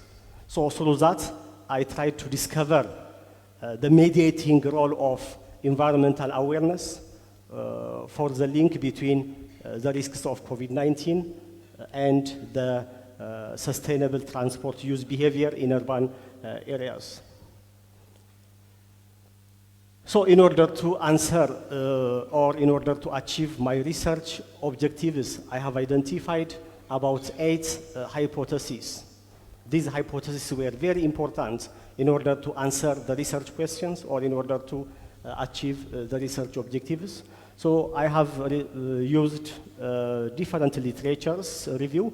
I have identified various theories and concepts in order to identify these theories. So it is a theory hypothesis kind of research, theory testing research. So in order to conduct my research, I have found that Addis Ababa is the ideal place. One, as I told you before, Addis Ababa is the most rapidly urbanizing city, the rapidly growing city in the Africa. So the same to Hargaysa. As to my observation, Hargaysa is also rapidly urbanizing, Hargaysa is also rapidly developing from time to time. So these rapidly growing cities are the ideal places to conduct such kind of research. You know, urbanization is a global phenomenon, especially in Africa. Urbanization is showing rapid rate, but very low level of urbanization. So it is, Addis Ababa is the ideal place for my study. About 413 passengers or urban transport users were involved in my study. Some are public transport users. It can be light railway, it can be city buses, minibus, and minibus taxis. Some others are private vehicle users, private vehicle owners, private vehicle users. So it is a combination, because my study is a kind of comparative study. So I compared the perception of public transport users as well as the private transport users. Again, I have used a pre and post kind of analysis. It is a comparative study. You know, in Ethiopia, COVID-19 is declared as a pandemic, or national emergency was declared in March 2020. So before March 2020 and after March 2020, that kind of comparison was applied in my study. So before 2020, what was the perception on, or the environmental awareness level? Again, after 2020, what kind of environmental levels are seen? So in order to fill the research gaps, I have used different kinds of methodologies. For example, you know, most of the studies on this issue were quantitative, purely quantitative. So I have tried to make it mixed without mixing qualitative research with quantitative research. It will be difficult to get a complete picture, a comprehensive understanding. So I have applied different qualitative and quantitative data collection tools, like survey questionnaire, interview, and field observations. I have also identified 3 major variables, as I told you before, in order to identify the mediation role, or the mediating analysis. I have identified 3 major variables.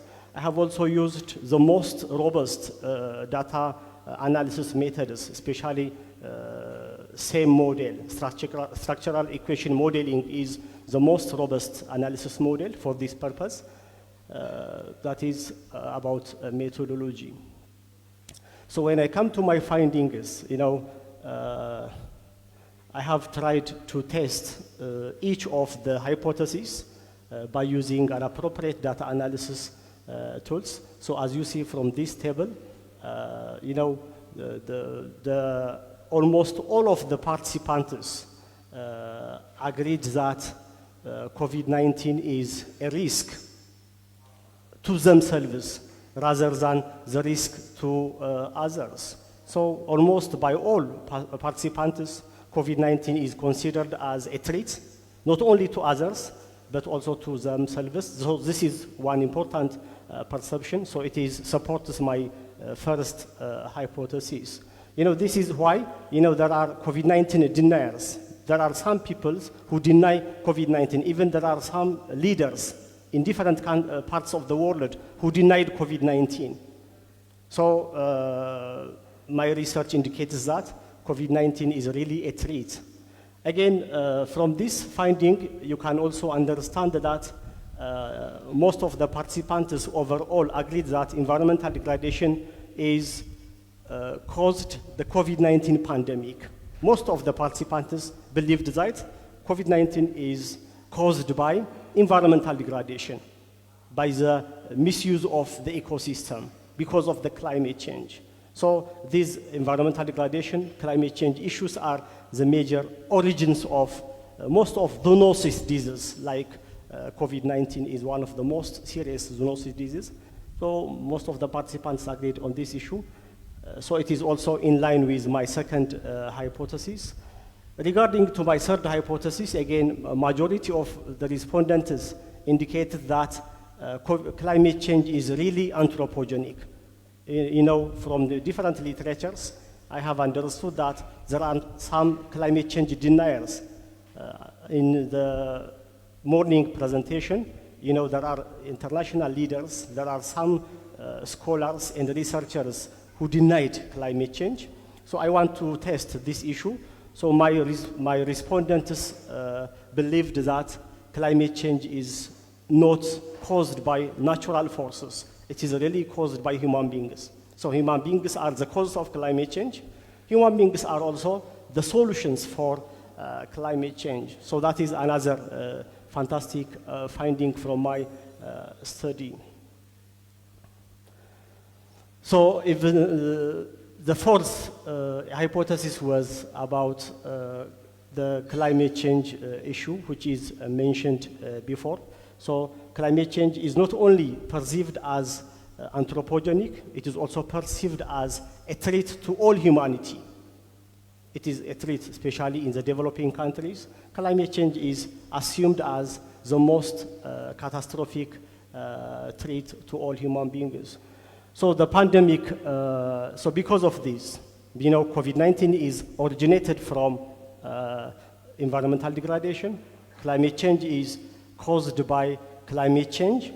So this perception increased the environmental awareness level of those participants, especially during the COVID-19 period, compared to the previous one, compared to the 2020, before 2020, environmental awareness level has increased during the COVID-19 period. This is one important finding. So COVID-19 really increased the environmental awareness level of urban passengers. So because of this increased environmental awareness and concern, most of the participants of my study changed their behavior, especially transport use behavior. They tried to shift from private transportation use into public transportation use. So there are different situational factors, of course, but most of the participants believed that because of COVID-19 pandemic, their environmental awareness is increased. Because of the increased environmental awareness and concern, they tried to use public transportation a priority for their daily mobilities, for their daily movements. So this finding is tested by using, as I told you, the structural equation model. So as you see from this table, there are direct effects and indirect effects. So the indirect effect, the direct effect is 0.06. The indirect effect is 0.43. By the way, the three variables are positively and strongly correlated.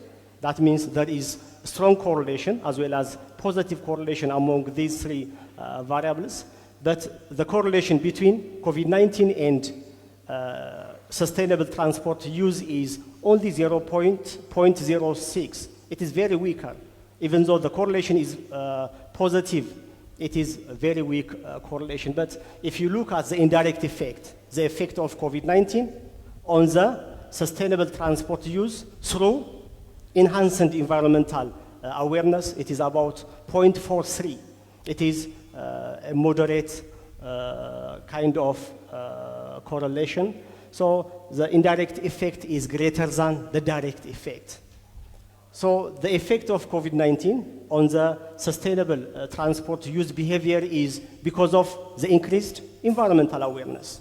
So the increased environmental awareness played the mediating role. Here is also the structural equation model finding from this path analysis. You can understand that COVID-19 is an independent variable. Sustainable transport use is the dependent variable, and environmental awareness and value is the mediating variable. So if you look at the correlation coefficient, the effect of environmental awareness on sustainable transport is the largest one, 0.78.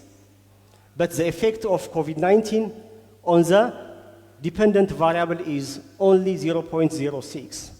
Again, the effect of COVID-19 on environmental awareness is again 0.56. So from this path analysis, from this structural equation model analysis, we can conclude that the effect of COVID-19 on the sustainable transport use behavior in urban area is predominantly the outcome of what? The enhanced environmental awareness. So my last hypothesis, the eighth hypothesis, is answered by this structural equation modeling. So as a conclusion, we can understand that COVID-19 pandemic and environment have a close link. They have close relationships, especially environmental degradations or ecosystem misuse are the major causes of zoonosis diseases such as COVID-19. Again, climate change and environmental degradations are believed to be the outcomes of humans' activities, mainly in urban area. That means transportation or industrial expansions.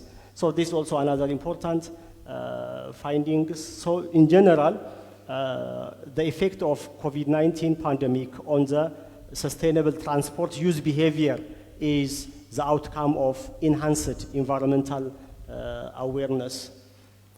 So in order to, even the awareness level of the people who used public transport was higher than the environmental awareness level of people who used private transportation. So that kind of comparison also indicated public transport users are more aware to climate change. So in order to resolve the research problems, I forwarded some recommendations. You know, the urban planning and urban policy, it can be environmental policy, or it can be industrial policy or transportation policy. They should be pandemic sensitive. We need pandemic sensitive policies at national level, even at regional levels. So our transportation policies, our economic policies, our environmental policies should be, they should be climate friendly. They should use innovative technologies. So that kind of things are very important. Enhancing the environmental awareness level of passengers in urban area is also very important. Through short and long-term training, through environmental educations, we have to enhance the environmental, the climate change awareness level of individuals. So these all things may contribute for the sustainability of transportation in urban area, for the sustainability of ecosystem in urban area. Thank you very much. Thank you very much. I thank you, Dr. Kasa, and came to the stage.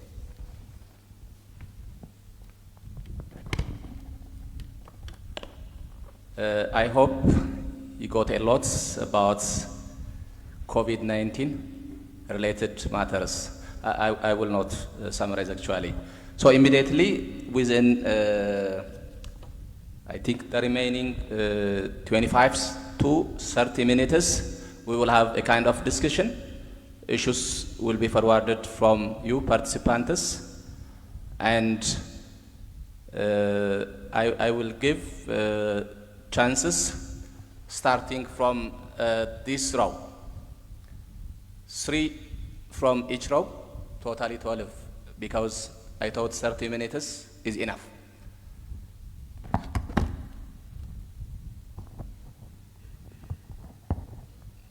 One, 2, 3, over.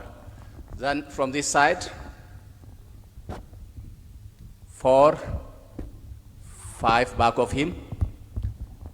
Ladies. 1 chance is left from this. Okay. 1 from ladies. 2 at the back, lady. And 4 the chance of this row. And last, this row is already over. This side, 1, 2, okay. The one who wear black, a kind of half sweet. Half sweet. So you can start the one who has been assigned with number 1. No, back of you. Dear presenters, please note the issues that are going to be forwarded from the participants. My name's Abshakur. First, thank you for both you for good present. I wanted to ask you, Mr. Gule, for one question, because research is very important. We are Somali people. You list many factors that cause Somali region people to displacement here and make unhappy immigration.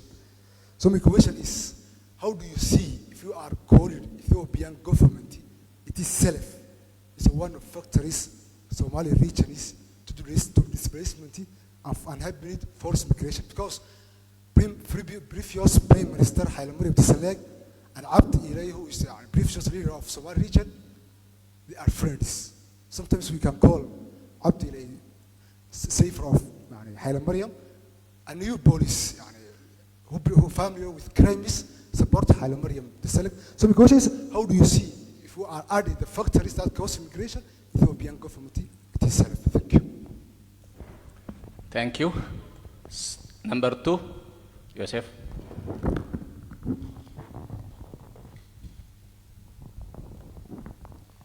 Okay, thank you. Good afternoon all. This is Yosef from Department of ICT. Before I go into the questions, I would like to thank both the presenters, especially Dr. Goodley.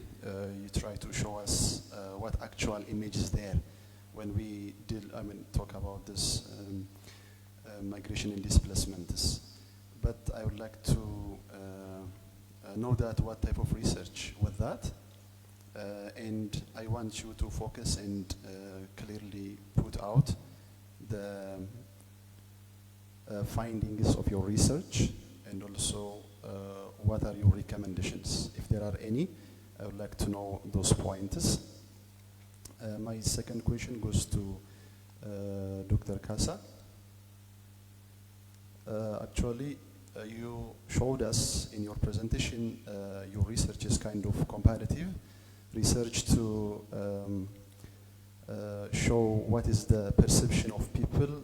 There was one point actually about what is the perception of people before and after this study, which means before COVID-19, which is on 2020, and after COVID-19, which is after 2020. You try to show us, tell us what will be the perception of people on understanding the environmental changes and its impact, and also what will be the advantage of, or the, what can I say, the impact of COVID-19, the positive impact of COVID-19 on the perception and understanding of the people. Like standing on 2023, I'm not sure when did you do your research, how did you assess their perception like before 2020, and what type of data have you used? That's my first question. Another finding that you have put it out was COVID-19 has a positive impact. That's true. You showed us, if I am not mistakenly take this point, there was one point saying that people now they are more, they are more attracted to, or they are more, what can I say, want to use the public transport than the private one. That was one point as a finding. You put it as a finding actually. But at the time of pandemic actually, we saw government shutting down most of the public transportation, and they were trying to minimize the number of people that will be travel in a public transport.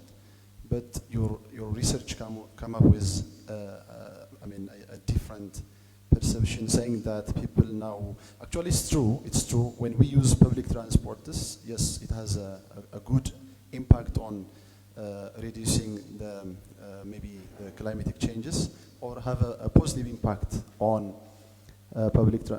this climatic change. That's true. But do you really think that using public transport than the private one is what the people now choosing? That is my second question. Thank you so much. Thank you so much, Yosef.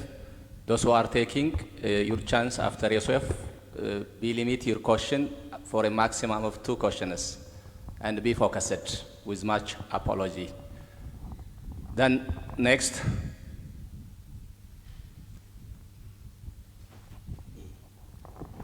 The last from the first row. Bismillahirrahmanirrahim. My name is Abdulatif Mohammed Hussein. My name is Abdulatif Mohammed, and my greeting is to the panelists, Dr. Gule and Dr. Kasa Moges. My special greeting to the Dr. Kasa, who is from Ethiopian Civil Service University, which was my university for master program, even Urban Development and Engineering College. And I have one question. And thank you for Mogessa for the incredible and amazing research for linking environmental awareness and perceived COVID-19. And I have one question. Although the pandemic COVID-19 have been declining at this time, as we know, when the pandemic COVID-19 has increased, the public transportation is become high, the health education and awareness become high, and the public meetings and gatherings have been decreased by that time. Since the pandemic COVID-19 have been declining now, the public meetings and gatherings have restarted, and the wastes and environmental degradation is become increased, and the health education and awareness also become decreased, the vice versa. So what about now? Is there a gap or difference between that time of research and now? Thank you very much. Thank you very much. Then the second row, this side. 2 chances are given for this second row. Yeah. Thank you very much, Mr. Chairperson, for giving me the chance. And I would also like to thank Admas University Hargaysa for organizing such a beautiful conference. Let me also thank the presenters, Dr. Kudle and Dr. Kasa. Thank you very much for your very nice presentation on your research. And I have 2 questions for each of them, one each. Number 1 is for Dr. Gudle, the forced migration and the forced displacement. That's a very good topic, I believe, and that's a current topic also. It's one of the human crises that we are observing these days in the world. But my question is, how have you controlled the self-interested migration? Is all migration forced? I mean, there are push and the pull factors in migration, as all of you know. This one is a kind of push factor behind migration. But there is also a pull factor behind migration. People are self-interested and they move through the ocean, and even they lose their lives these days from Ethiopia, from Somalia, from this eastern part of, even from the steady area, the Somaliland of, Somali region of Ethiopia. So in your research, as a researcher, how have you controlled this variable, the self-interested type of migration? Thank you. For Dr. Kasa, your research is good, and even the way you present it is very good. But my worry is the recency of your topic. Is it still COVID-19 a pandemic? Is it still a threat?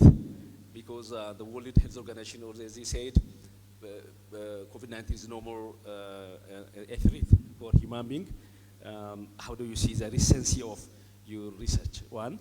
And how do you associate with maybe new pandemic? Because pandemic is common, always. Like Ebola can rise anytime, can rise, and any other pandemic can appear. So how do you imply your result to new pandemic, if any? May Allah forbid. Thank you very much. Thank you very much, Doctor.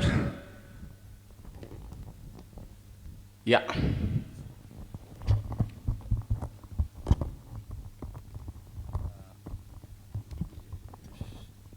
Thank you so much, both presenters, Dr. Gudle and Dr. Kasa.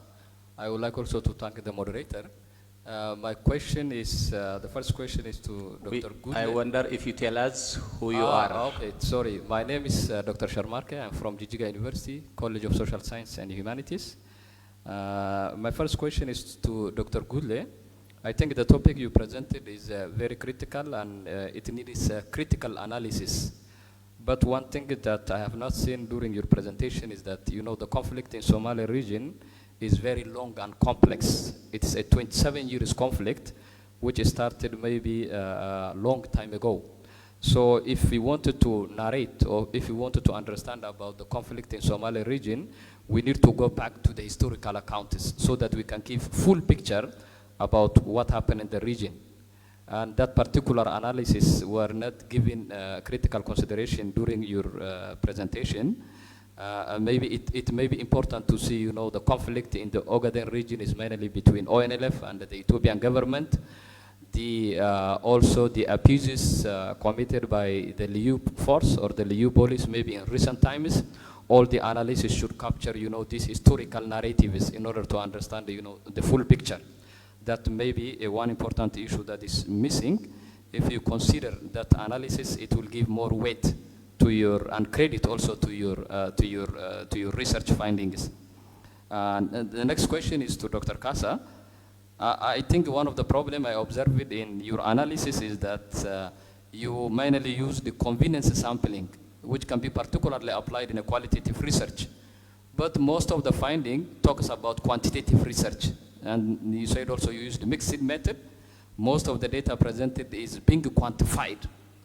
But when we talk about perceptions, attitude, risks, we need to also use this qualitative data analysis, focus group discussion, key informant interview, your personal observation, particularly is important. And other important point I wanted to mention is that, can you tell us what is the unique contribution of your studies? Because whatever you said is being in the, existing already in the literature or something that have been written by somebody else. So thank you so much. Thank you so much, Doctor. Then the next chance is given from this side, the First Lady.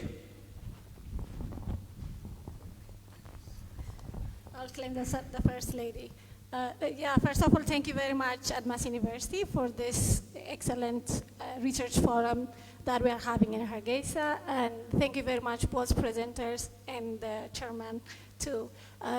Some of the questions that I was thinking or having in my mind has been touched upon by three of the previous speakers, so I'll not go back to it. But my question, or maybe in a way of presenting input, is for Dr. Gudle. I understand what Dr. Sharmarke said, even the question from the first speaker, thinking of the state in itself being a force of displacement or entry for trigger, and the same thing like the historical accounts or looking back into these circumstances. So maybe my question is, did you have a timeline or a frame into the analysis or the critical analysis you were doing? You know, I mean, Sharmarke knows better, and we all know we have the Migration Research Institute in Jijiga University, and actually, I think it's a month ago, we had a serious conference where we were talking about durable solution for migration and internal displacement. But one of the things that was fascinating in that conversation, for example, is how the regional state has a different circumstance or scenario, probably past 2018. So because there are frameworks in place which the region is appraised for, like, you know, the comprehensive refugee response framework, which is taken as an example even for other regional states.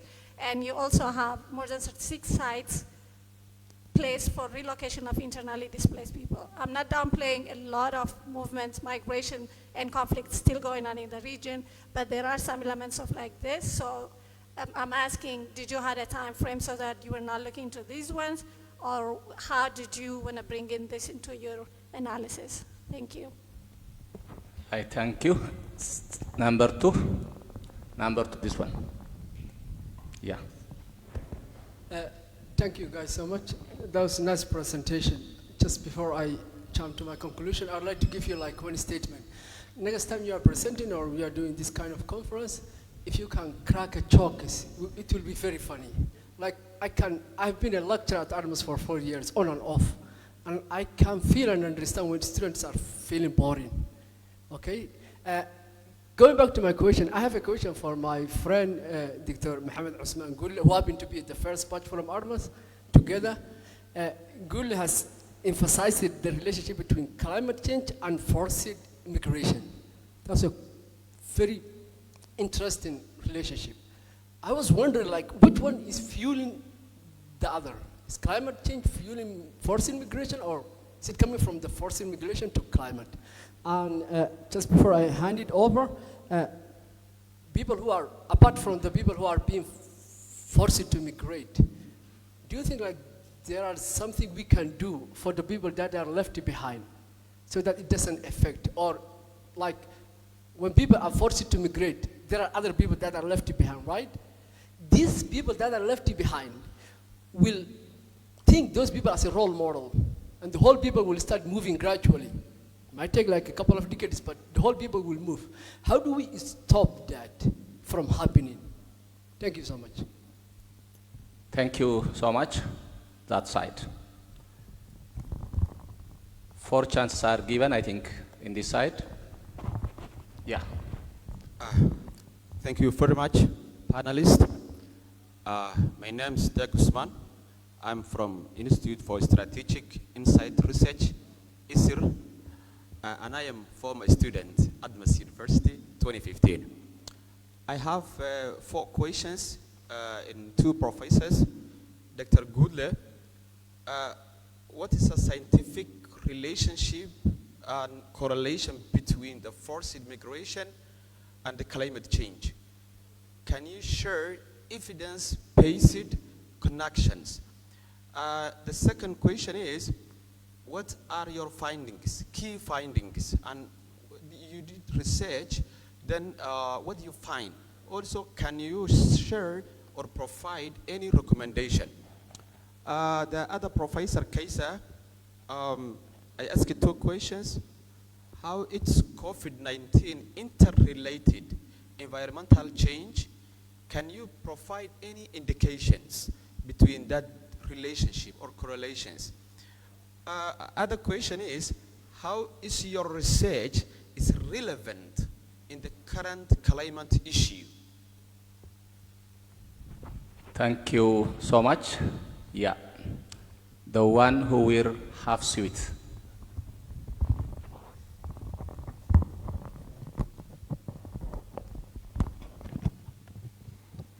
Assalamu alaikum wa rahmatullahi wa barakatuh.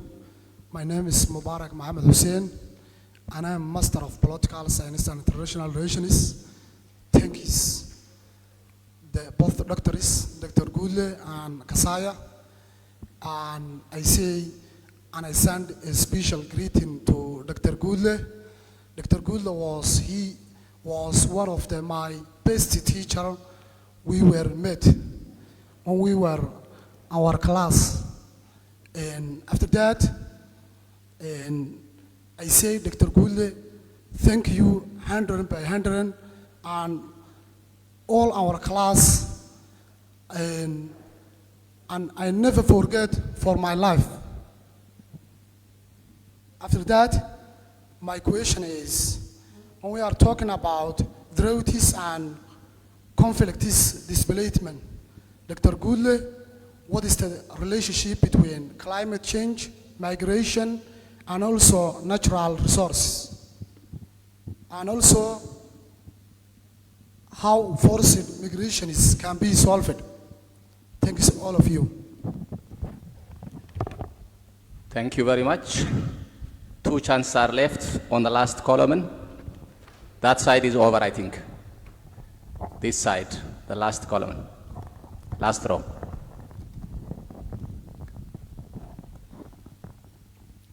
Assalamu alaikum wa rahmatullahi wa barakatuh. I would like to give this opportunity to thank for Armas University for doing such an important research. And mostly research are very important and very helpful when it comes to ground implementation.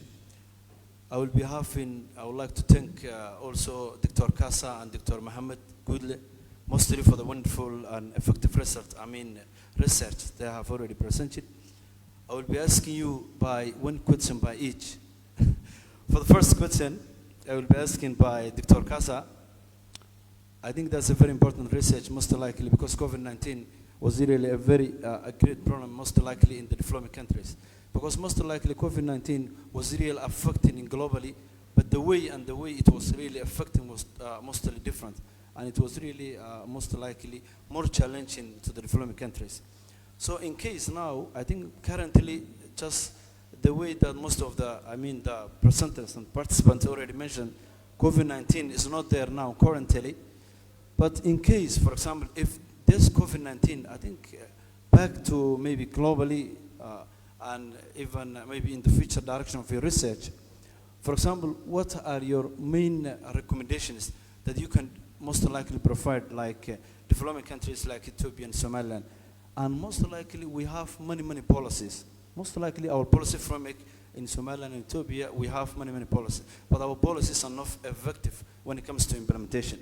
So what are your recommendations on having an effective policy and how can you implement for that event? Because, for example, the developing countries are having now, for example, in case COVID-19 are happen again, they have their own issue of dealing. For example, they are going to increase the number of medical experts and practitioners so that they can deal in case this problem can still come back.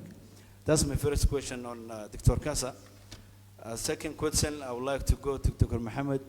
I think this issue also, it's all based on field since I'm having a regional development planning. The research most likely was based on Chikchiga. I will ask you like 2 questions.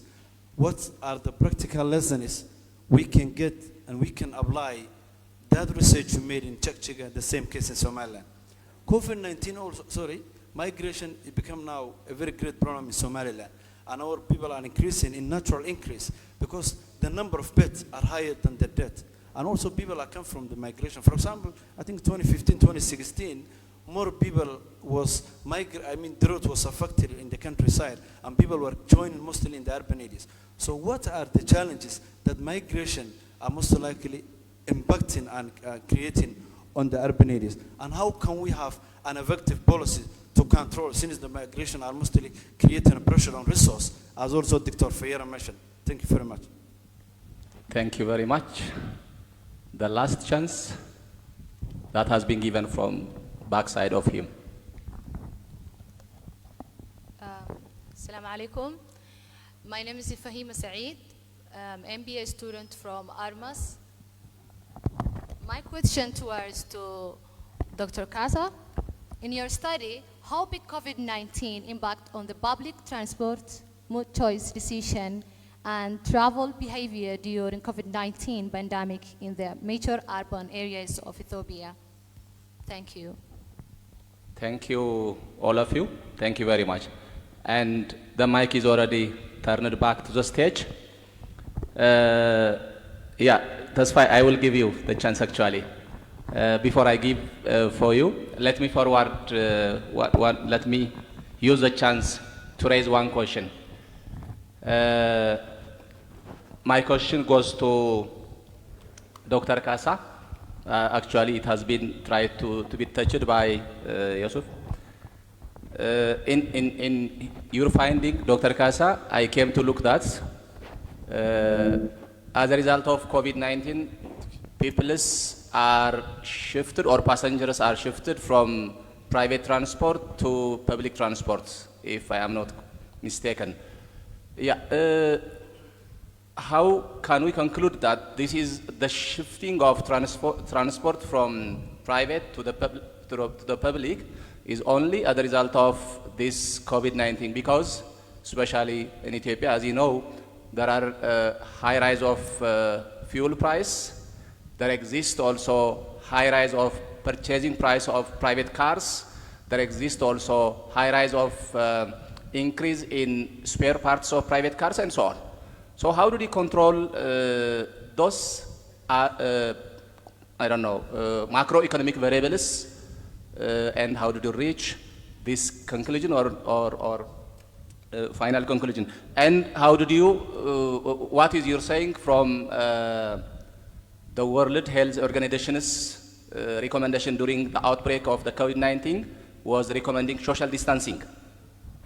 So how did you, what is your saying with respect to this one? And the last chance is given for the Mr. Tasfai.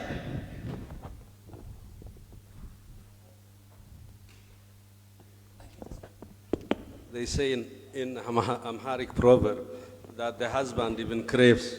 There was a pregnant lady. You know, naturally, when ladies get pregnant, they crave different types of food. And one day she's eating the food that she craved about, and the husband is asking, give me some more. And you are not pregnant, how can I give you? I am the one who is responsible for the pregnancy. So that's why I bribed him to give me the chance to ask this question, craving for questions. My questions are simple. One is a perspective question and trying to give a sort of clarity to the public. When the scientific committee of this organizing this research conference selected that title by Dr. Casa, it's not to just specifically limited to COVID-19. We know that, we all know that COVID-19 is there, over maybe, even if not fully. But how about simple example, tuberculosis? Aren't we suffering from that by using poor, even my Somali friend is locally here, they say, whenever windows are open in Ethiopia, bird is what you Habashi say. That is the problem we have. And then don't restrict the title from the perspective of what you call COVID-19. Every airborne diseases can be incorporated in there, and then how can we benefit from the research results from the perspective of other diseases will be my question. My question to my friend Dr. Goodley is, nowadays figures, especially about displacement, are being politicized. I'm sorry to say that.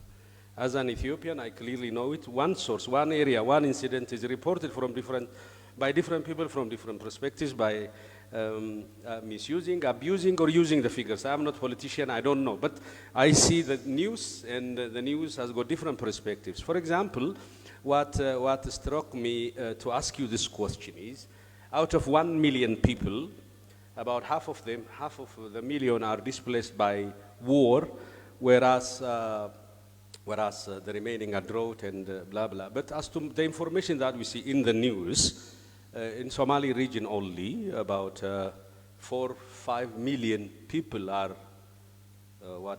facing drought and other related issues, and but the majority is still taken by that conflict. From what source did we get this thing? Nowadays, even academicians are falling under question mark because political affiliation and things are there. This is my humble question. So, whose glass do we have? Is it green or red grass that we have? That's my question. Thank you.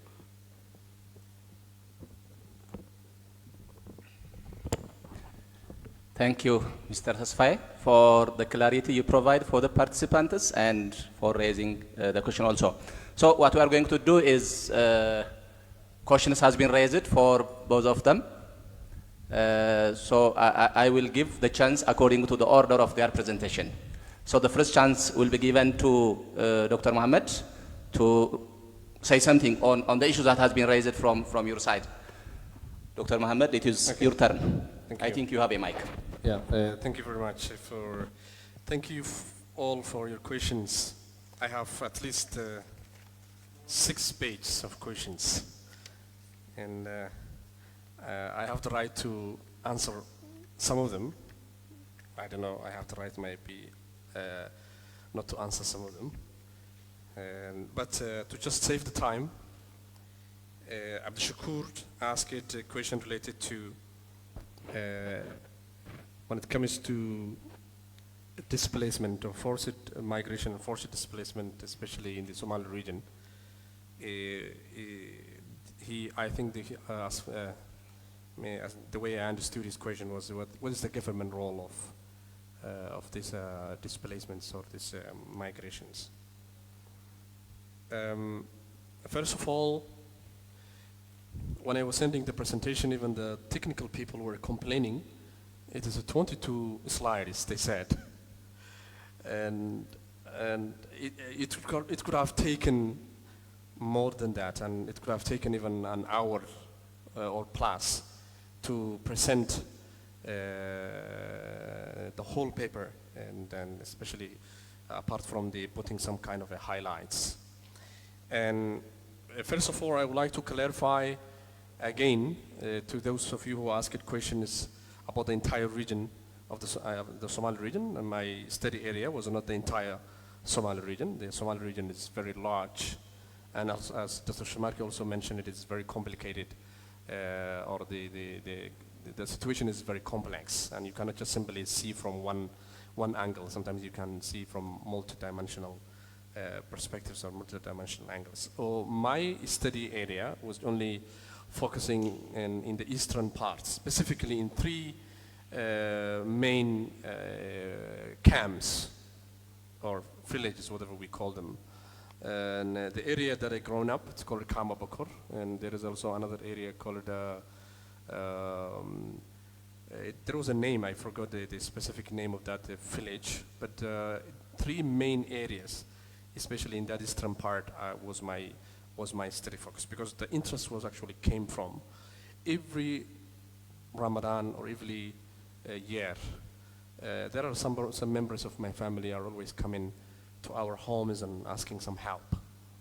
We are affected by the drought, we are affected by these problems, we are affected by sometimes our villages have been forcefully displaced from us.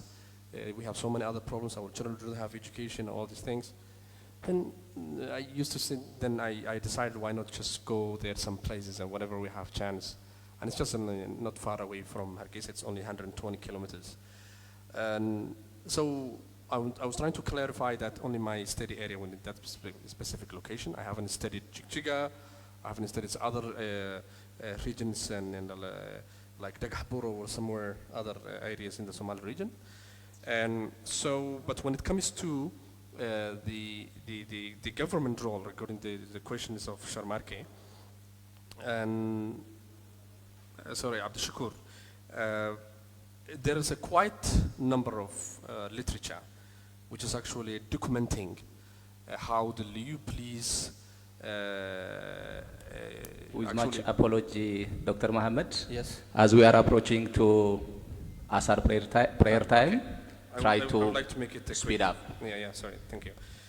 And there are quite a number of literature that you can see how the government, Liu police actually contributed more displacements and killings and burning down towns, and you can just see that by yourself.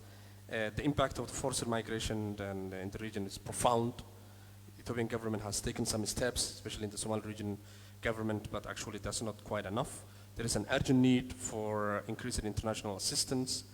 Some of the major findings were conflict, drought, as I already mentioned, climate change, also part of that. And there are also some other factors which are coming from the effects: poverty, lack of access, social exclusion, violence, exploitation, abuse, especially for women and children. Providing basic services to displaced people is one of the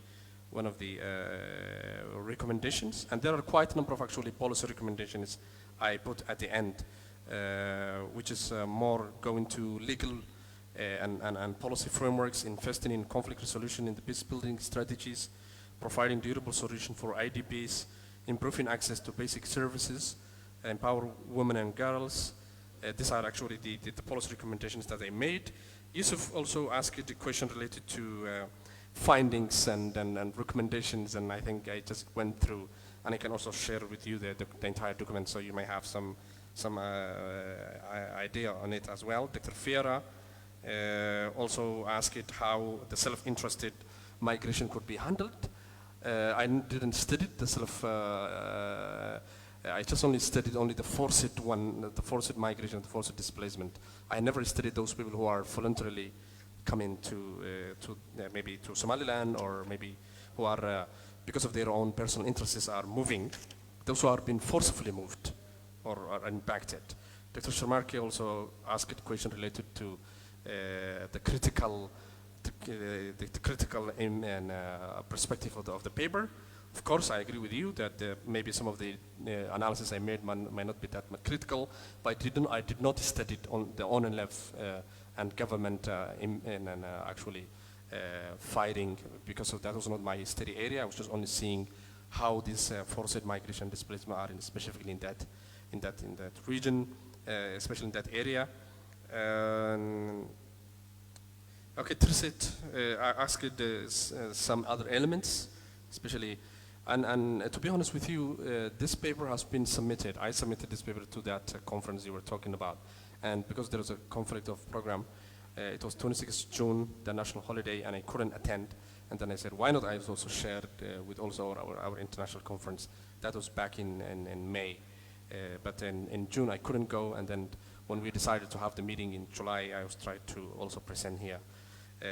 But I actually didn't see that some of the elements you were mentioning, maybe that you had in the conference. Bashir, my dear friend, maybe he left. Bashir was one of our former and first batch students, and he was one of the brilliant students, brilliant people I know so far. So thank you very much for asking the question regarding climate change and forced migration, which is affecting which one. And it can be both. It can be in two directions. Deq Osman, one of my former students, thank you very much. You asked me the key findings, and I already mentioned and answered it. Mubarak, I'm moved by your comments. Thank you very much and for the inspiration. He's also a member of our current political science and IR students, and also my former student as well. Thank you for your comment. Ahmed, one of our also current PhD student, thank you. I think I also answered your questions, maybe it's overlapping. And Fahima, maybe didn't ask me a question, no, sorry. That's why I agree with you that some of the numbers are actually politicized, of course, because mostly IDPs, or those who are actually helping IDPs, are applying projects. Whenever they increase the number, their projects will increase as well.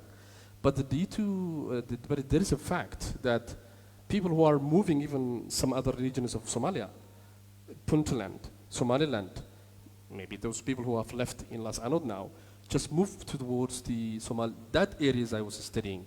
And there is a new camps, brand new camps now in the Ethiopian Somaliland border, which actually have a devastating impact, and because of due to conflict happening between Somaliland and Las Anod elders, it's because of they are just forcefully maybe moving. So maybe I answered all your questions. Thank you very much.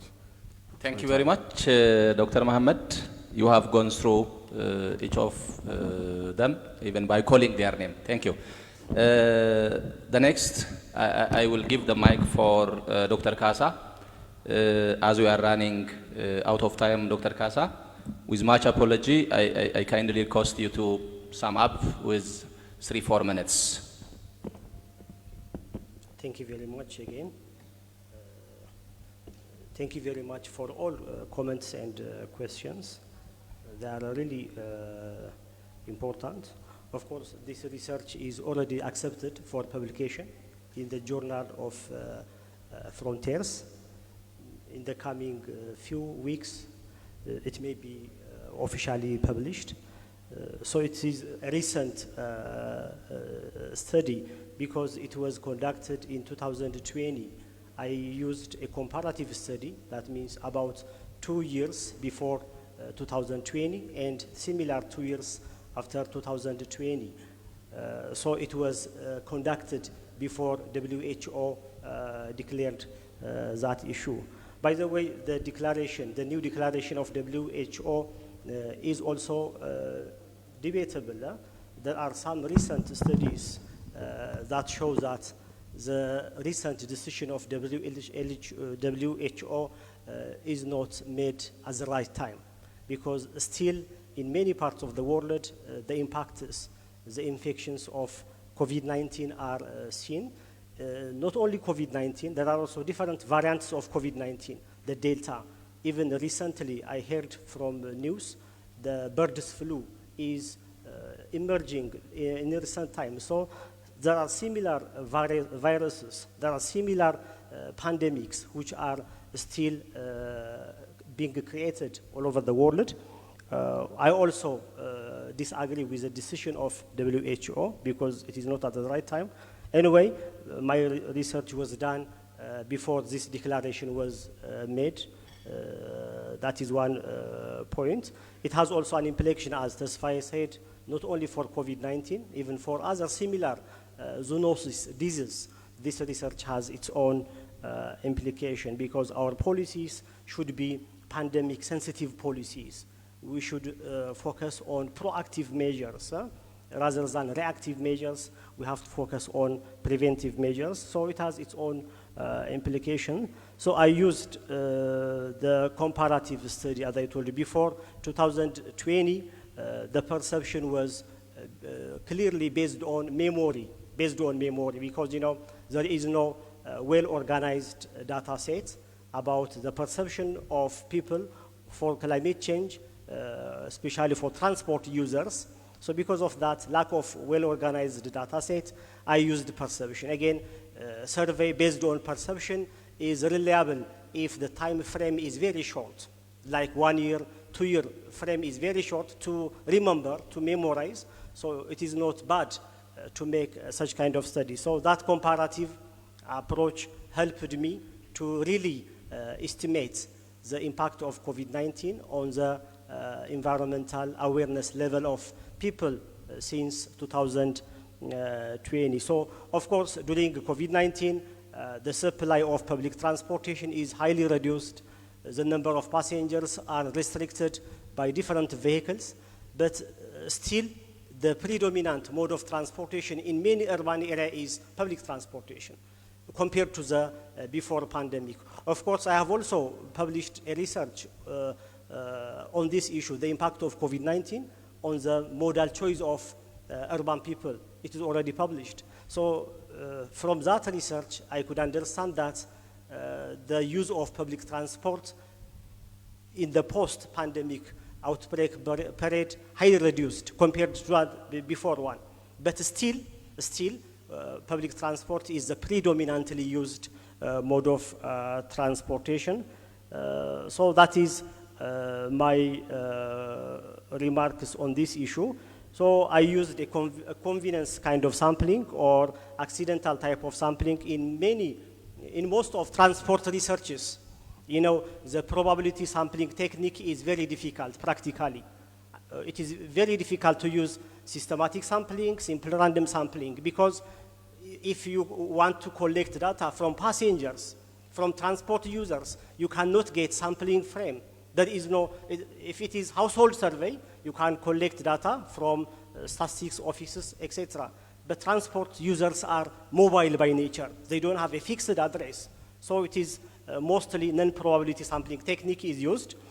So this convenience is not only for qualitative, even for quantitative survey. In transport research, it is the most appropriate sampling technique. So because of time, I focused on quantitative findings. But if you look at my paper, the mother document, the qualitative findings are consistent with the quantitative results. So there is no problem in methodology in that issue.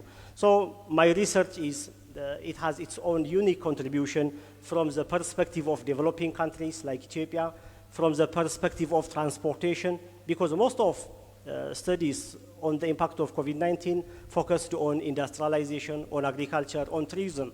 So there are very few studies which focused on transportation. So that is my unique contribution. So for the future, not only for COVID-19 pandemic, for other similar pandemics, for other similar zoonosis diseases, we have to design pandemic-sensitive policies and strategies. our environmental policies, our transport policies should be environmental friendly, because COVID-19 and climate change and environment have close relationship, directly or indirectly, because COVID-19 is the outcome of environmental degradations. So if you look at most of my recommendations, they are very important for urban planners. So even for Hargaysa municipalities, for Hargaysa transport policies, they are very important, because Hargaysa is the rapidly urbanizing city. It is the most rapidly developing city. So my research will be applicable for this city. Thank you very much. Thank you very much, respected presenters. And thank you very much, all of you, for your active participation. So now, please allow me to get them back to their chairs. Doctor, please. So, Tasfai, thank you. I think you have had enjoyable time. Thank you. Thank you very much, Dr. Gidey, Dr. Muhammad Gudle, and the other presenter, Dr. Kasa Mogas. We are about to go out for prayer and health break. But before that, I would like to ask you politely that you promise to come back for the last presentation, because there is usually a custom that after we are almost done. 90% of the program is almost over. There are young researchers after the break time. Muhammad Amin Jirde and Abdinur are waiting for us with different theme. As you know, the title says multidisciplinary. So far, the focus was on climate change and environment and things like that. But the last part is dedicated for one of the special areas, whether to worry about climate change or environment, everything. The base should be there, and the base, as you know, is teaching, learning. So the last paper will be about teaching, learning, and we will come back as we promised in silence. See you at about 4:05. Thank you very much.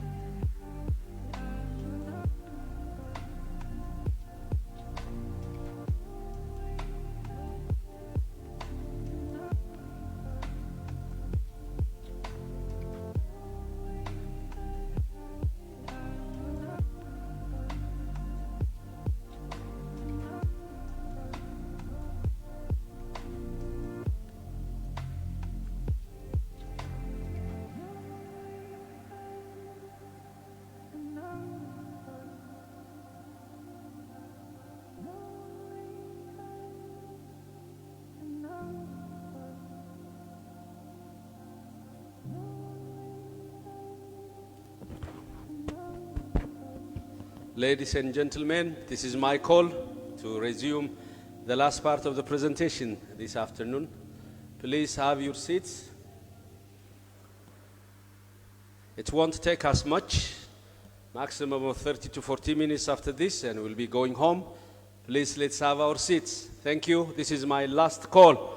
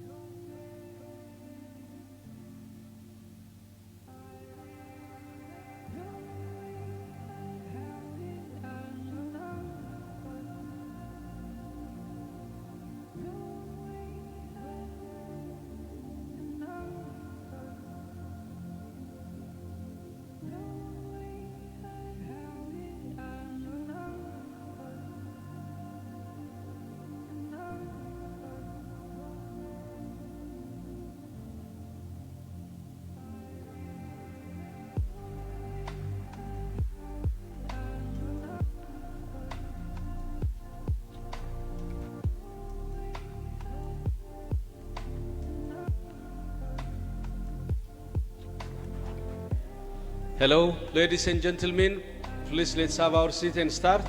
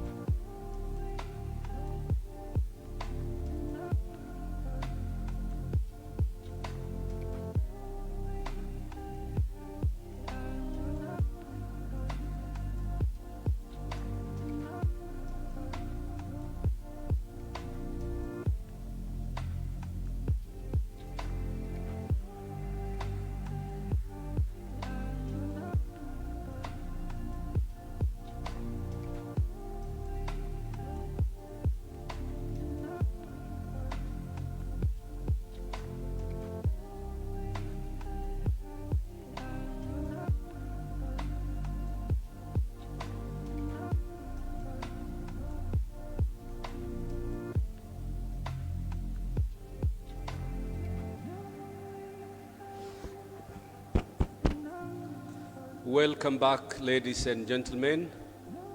The rest of you, please have a seat. We are officially starting the last part of our today's conference.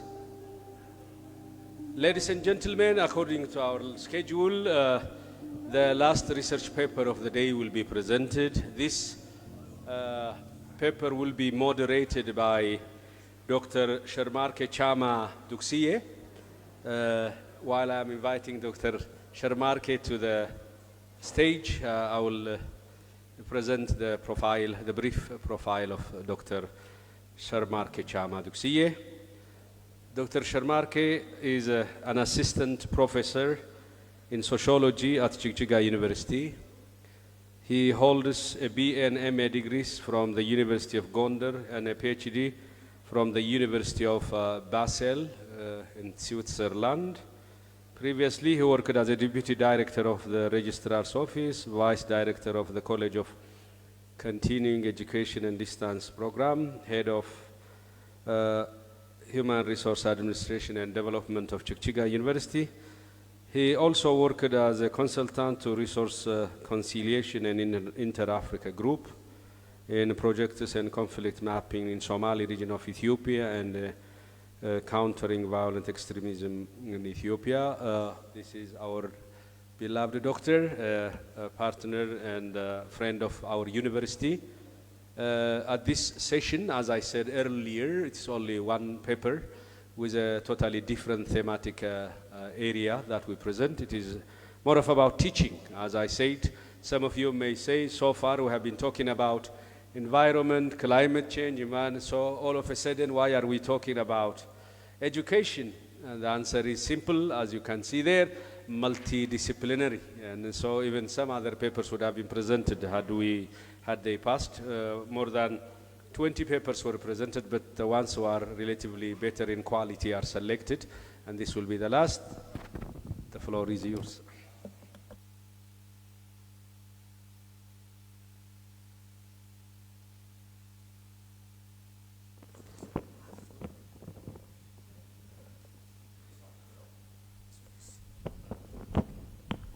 Thank you, Mr. Svai, for your brief introduction. And of course, I would like to take this session, particularly, on the presentation concerning about teaching learning process. First of all, I would like also to thank the Admas University for holding such wonderful conferences, which particularly important in contemporary endeavors to bring sustainable solutions to climate change effects and other multifaceted problems that are currently facing different parts of the world. Without any further ado, I would like to directly proceed to the introduction of the presenter, Mr. Muhammad Amin Jirde Yusuf. Muhammad Amin Jirde Yusuf is an educationalist and a researcher currently serving as a staff member of Admas University. He holds a master's degree in education from Islamic International University, Malaysia. And Amin research interest revolves around education, curriculum development, teaching methodologies, and 21st century learning approaches and the integration of educational technology. Thank you, Mr. Amin, for taking your seat. And the next person who accompany Mr. Amin is Mr. Abdinur Yusuf Muhammad, senior lecturer at Admas University. And I would like to thank both of them. And the topic to be presented for this particular session is all about choosing teaching as a life career, examining factors influence the teacher's choice of teaching profession, which is particularly important in educational development and improvement. So I would like to remind the participants to be very serious on time management and to finish within the specified time frame for 20 minutes for the presentation. I would also urge the participants to be very brief and to the point when they are raising questions and comments. So without any further delay, I would like to invite Mr. Muhammad Amin Jirte. Thank you so much. You can start.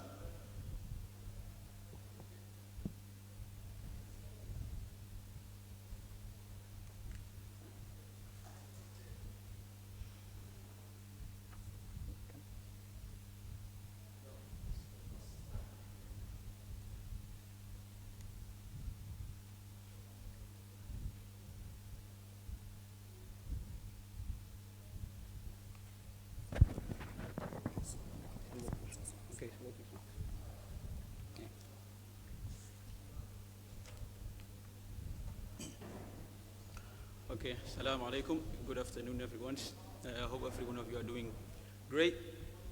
First and foremost, I would like to thank the Armas team who has organized this event, this fruitful event. And secondly, I would like to thank you all the participants since the morning for the purpose of knowledge sharing.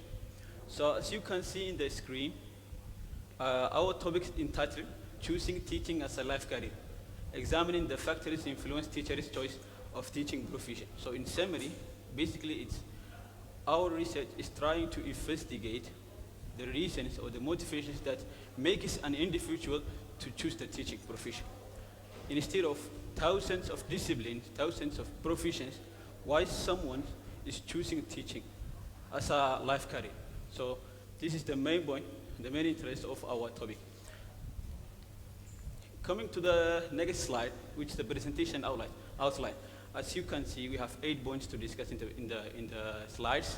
So me and my co-author Abdul Chali will try to collaborate together to present these slides. So for me, I will try to cover 6 points from title to research methodology, and then after that, I will pass the phone to Abdul so he can present the findings and the discussions of the study.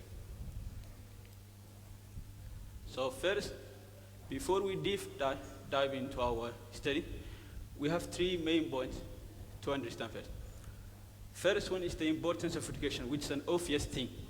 Everyone knows that education helps us to boost the overall growth of our country, whether it's economical, or it's financial, whether it's political. In every aspect of life, education is the number one who can boost everything. So that's the important thing we have to acknowledge. The second thing is the importance of teachers in the educational system. As you know, the effective completion of educational strategy relies on a high qualified, dedicated lecturer who is motivated to deliver the wisdom, the message to the students, so we can achieve our goal, which is a quality education who can contribute to the country's growth. So this is the second point, the importance of a lecturer in the educational system. The second point is the importance of motivation as well for the teachers. So motivation is a crucial ingredient for the lecturer. So in order for the lecturers to deliver a high quality education, the lecturer should be a passionate, motivated lecturer who can deliver the wisdom or the message to the students. So as you can see, motivation affects teachers, and teachers affects education, and education affects the country growth, the growth of our country, whatever country it is. So they are interrelated. In order for the education to affect or to contribute to the growth of the country, there should be a dedicated lecturer. And in order to be dedicated lecturer, there should be a motivation there. So that's the first thing we should comprehend or understand before we dive through to our topic. The second thing is the problem statement. So as you can see, we have broken down the problem statement into 3 points. The first one is, what is the real problem of our research? The problem is, in number 1, as you can see, is that the literature has been suggesting that there has been motivational crisis among the lecturers in the world in general, and in African continent specifically. So literature has been telling us that there is a decline in terms of individuals who are choosing teaching career. So in order, is it a new problem or is existing? The second point to come after that, saying that this particular problem has been discussed extensively in the literature, as well as in the developed countries such as USA, UK, Canada, and Australia. This particular problem has been discussed in the developed country. So income is the third point, which is the gap. According to our knowledge, no research has been done in our country to explore this particular topic. So our problem is a combination of all these 3. There is a problem, and this problem has been discussed before, and there is a gap in our country we are trying to fill. So our study came to shed light in this particular and to investigate what are the factors that influence lectures. Coming after that is the objectives. We have a primary objective and also a secondary objective. For our primary objective is to find out or to investigate the factors that influence teachers in choosing teaching us. What are the factors? What are the present factors that influence lectures in choosing the teaching style. Second one is we are trying to find out if there is a significant difference in terms of choosing factors of influence teaching among teachers based on their teaching experience or family background. So basically we are trying to find or to discover if the teaching experience has significant effect on these factors, and also we are trying to find out if the family background, for example, if one of the parents, a teacher, can it affect a person to choose teaching as a lifeguard. So we also try to discover these 2 points in our second objectives. So these are the factors that our research is based on. So based on the question we have used, we have 11 factors that can affect the lecturers, the teacher to choose his teaching career. The first one, intrinsic career value. Someone can choose teaching because he feels that he has interest or he has passion for learning, which is called intrinsic motivation. So that's the first one. Second one is perceived teaching. The second factor is perceived teaching ability, which means that someone is believed that he has the qualities of a good lecturer, or he has the skills to be a lecturer. This also factor can affect the lecturer. Third point is fallback career, which is mostly common sometimes, which someone choose or individual choose teaching because he was not accepted in his first choice, so he took the teaching as an alternative career. The fourth is prior teaching and learning experience, that someone experienced teaching and learning before that might affected him in his field. For example, me, I can take an example of myself. I choose this field of education because of my lectures, because I got inspirational lectures who has been role model for me. That's why I choose to pursue an educational field. The fifth is social influence. Peers, family, colleagues can affect you to choose teaching profession. Sixth is job security. Someone is trying to find a steady career value who provides a good amount of money, then he can be settled in life. That may be also a factor. Seventh is time for family. Someone is trying to fulfill his family commitments, so he wants a lengthy holiday. That's also can become a factor. Eighth is job transferability. Someone might choose because he wants to live wherever he wants, as teaching qualification is recognized in everywhere. 9 is shaping the future of students. Someone is trying to impact the students to students' future, so that's why he chooses. 10 is social contribution. Someone is trying to give back to society. And the last but not least is working with family. Someone is interested to work with a student-centered environment. So these are 11 factors that can affect someone's choice to choose teaching profession. So in terms of technicality or methodology, the research design was descriptive. The approach was quantitative. We're using a questionnaire as an instrument. In terms of population, we have been targeting lecturers at university level. In 10 universities in Hargaysa, the target population was 125. Our sample size was 112. The response rate was 90. In terms of instrument, we used the FIT choice scale question, which is internationally recognized. The FIT is designed for factors influence teaching, which is an internationally recognized questionnaire. The second data collection, we use online survey, we use Google Form, through WhatsApp and social media platforms. The last but not least, data analysis, we use descriptive and inferential analysis. For descriptive, we use mean, mode, and standard deviation, whereas in the inferential, we use one-way ANOVA and independent sample t-test. So from there on, from the result on, I will pass the mic to my co-author, my colleague Abdinur, so he will present the findings and the discussions as well. So please welcome to the stage.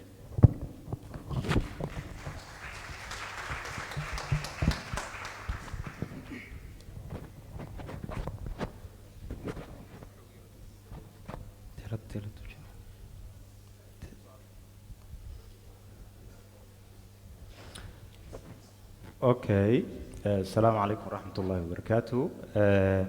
I would like to thank all the presenters and also all participators in this beautiful conference.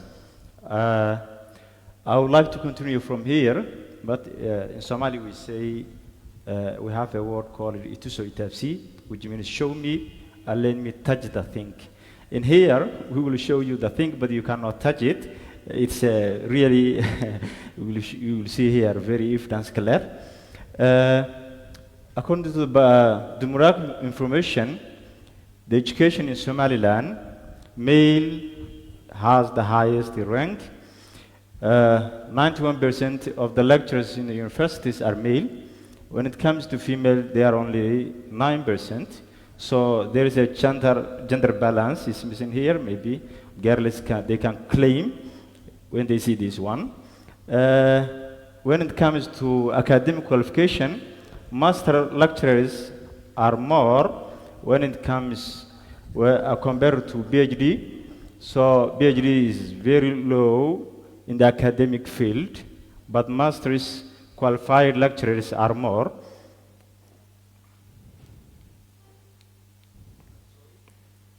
Sorry, please. Waxaana la ogeysiinayaa gaadhiga numberkiisu K 1312 parking-ka laga qaada la leeyahay, please. Meel khaldan maadaama la dhigay gaadhigaas K 1312 parking-ka laga qaada. Sorry for the interruption. You can continue, Mohammed Noor. Okay. Here you will see the teaching experience we have. Teachers who have 5 years and less are more in the academic field. Teachers who have 6 up to 10 years are the second, and the teachers who have more than 11 years are low. That shows in the academic field, high experienced lecturers are declining, so we need that lecturers to produce other lecturers to change their position. When it comes to here, in the family background, lecturers those parents were teachers, either both, are very low, but lecturers one of his parents is one of them is 29%, and the lecturers who have independence, which is his parents are not lecturer, are more in here. You will see here factors. We took the factors one by one. First factor is the intrinsic value. The person have inner motivation, forced himself to be a teacher. So this questionnaire is, I like teaching, I am interested in teaching, I have always wanted to be a teacher. First factor is I want. Action starts want, then person interested, then he did further education, and he liked it finally. So teachers who like in teaching are more, 92%, compared to teaching interesting, and finally those who wanted previously. That shows this factor, intrinsic value career, has strong agreement that intrinsic value factor is a affects lecturer's choice in teaching profession. The second factor is perceived teaching ability. Person believe he has the skill, the knowledge, and he can convince his message to the student simply. So these are the questionnaires. The highest one is I have the quality of a good teacher. I have a good teaching skill. Teaching skill is a career suited to my ability. So the highest factor is lecturers, they believe they have the quality to be a good teacher. And this factor finally shows that there is a high agreement among the lecturers that their ability to teach played a key factor in choosing teaching as a life career. Also, the third factor is fallback career. This factor is I choose teaching when I failed my first choice. So teaching was my backup, my alternative. So we were, in our conception, me and Amin were thinking that this factor will be the highest. But in our data, it shows that less disagreement. So this factor has a low agreement on choosing teaching profession as a backup career. Prior teaching and learning experience is also one of the factors influencing teaching, including me. Here is my undergraduate teachers, including Johannes, Yamam, and all. Even my master's degree is here, Dr. Galay. So having that experience, having that role model lecturers, I choose to be a teacher again. So it's a factor. I have a good teacher as a role model. That is 100% that some people choose to be a teacher. I have had inspirational teachers. I have had positive learning experience. Also are other factors. In this factor, it also suggested strong presence of a period teaching and learning experience as a factor affects teachers' choice of teaching career. Social influence. Here there's a three social influence: co-workers, friends, and family. One person working with his friends, one of them, he may explain something, and his co-worker may suggest, you are a good teacher, you can be a teacher. Or his friend, may he explain something, and he say, oh, I understand something very well, you can be a teacher. You are suited to be a good teacher.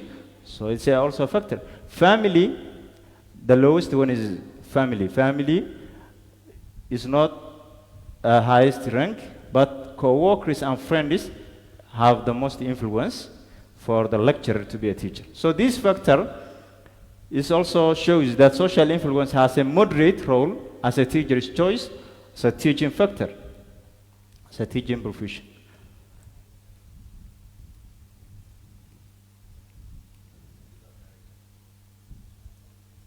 Okay, job security. Here, salary,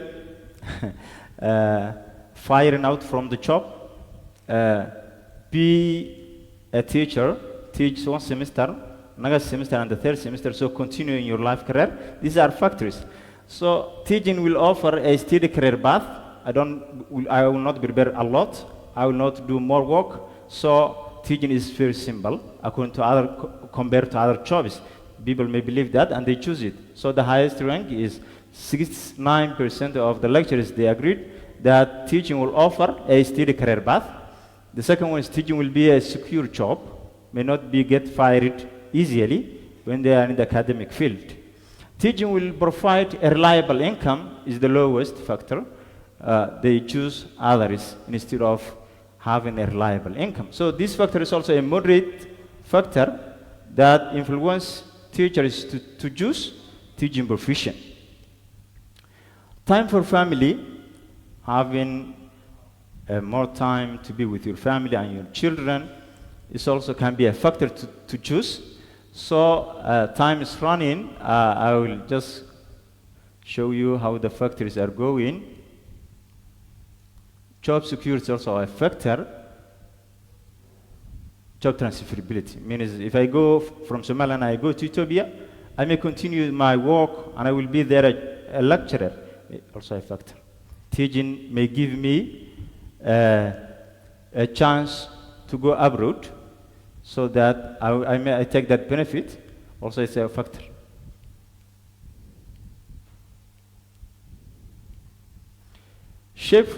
Shaping future of students. Some of lecturers may want to produce the next generation. Some of them, they may want to have an impact because they have a future, may have future outward. They may be a politician tomorrow. They may want to get a vote from these students. So they want to produce more students so that they can use for them in the future, maybe also a factor. So these are the factors. Make social contribution. Some of them, I have seen one of my friends in Ethiopia, he was a PhD. He said, I never paid in my education process anything. So that, such like that guy, he is a liable, he has a lot of debt. So he wanted to go back, he wanted to return something to the social. Because at the beginning, he started for free education. So he wanted also to return back that debt. So people may believe that. Work with the students also is a very important factor. Also, these are the ranks you can see from here, how these factors are. The highest factor, how is it? And which one is the best? Perceived teaching ability is the highest one that influences teachers to be a teacher in the academic field. Here we have compared it if the experience has an impact when it comes to this factor. When it comes, we have only this factor which is called intrinsic career value. Teachers who have more experience have more intrinsic career value. So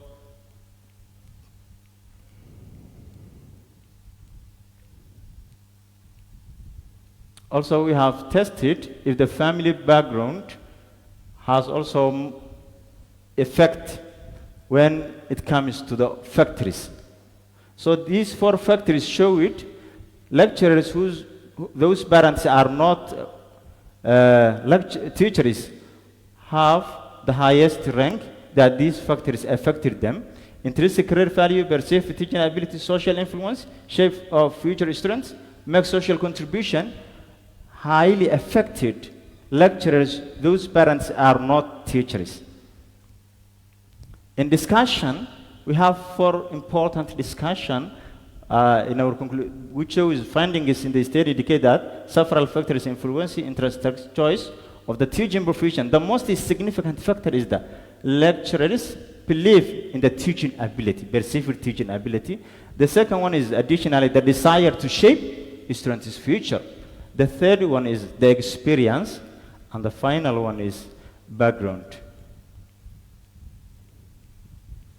In conclusion, here you can see these factors have some of them have high influence to the lecturers. So policymakers and institutions can use these factors when they wanted to hire a lecturer or they wanted to retain that lecturer. Also, further studies is needed because of other methodologies can be used as a qualitative research method. Also, it can be done in other regions, not only in Marujah region, but also beyond this region can be done it. And also other researches can be found how technology affects teaching, how technology affects the quality of teachers, something like that. And the keynote is, by incorporating this recommendation and using the study's finding as a foundation, educational policymaker and institution can work toward improving the motivation. They have to see if these factors motivate lecturers to be a teacher. Are there other factors that can also influence? Or which one is more influence teachers so they can build strongly for that factor? That's our conclusion and our findings. Thank you all. Thank you very much. Thank you so much. I would like to thank both presenters for their nice presentation. They critically evaluated the topic under investigation, even though we have some, pressure on time. But I would like to thank, the way they presented and the critical analysis they made, especially under the topic. And now, without making any summary of what have been presented by both presenters, I would like to proceed to the participants to forward any questions, comments, feedbacks. I think we have a number of stakeholders from the educational sector. We have people from educational background. So I hope, the findings presented by both presenters may be subject to challenge, maybe from their academic experience. So I would like you to be very brief and to the point when you are asking questions. This is not a lecture time, it's a time for questions. So please try to be to the point. And now we will start maybe from this side, since my previous colleague started from that row. So let me start from this row. And so we have only 2 from each row, please, because of the interest of time. So number 1 is the First Lady. And second is again is the second is also the ladies wearing the black scarf. And then from this side you are number 1, and then this next lady is number 2. So please keep your number in mind so that you can just use this number. And number 3 is Dr. Fikadu, and number 4 is new hand, the lady wearing the niqab. So is number 4. So from this row is Dr. Jama, and maybe the young man. There's only one person who raised his hand. So we have 2 individuals. So it's 5 or 6 or maybe 7. Then from this row, the last row, maybe we have 1 person. Okay, Dr. Goodley is number 7, I don't know. Okay, and then the last person is the man wearing the eyeglass. So please, I would like to urge you to be very brief because I think there is a tour on the campus And then for the interest of time, please try to be very precise when you are raising the questions. So let me start from my sister. Please proceed. So, Bismillah, my name is Khadra Adam Mira, and I'm a diploma student in Admis. Thank you. Okay. My name is Khadra Adam Mira, and I'm a student of diploma study at Admis University. So my question is, today we're talking about a lot of discussion about climate change, you know, how to address and solution problems in a knowledge way. So when we talk about village, and they have lack of education and knowledge. So my question is like, so as a teacher, did you search any other methodology that those people can solve problems, or any advice or any idea how another methodology to do that? Okay, thank you so much. The next person. So my colleague, I think you will divide the questions and then you can answer maybe. So please state your name and who you are.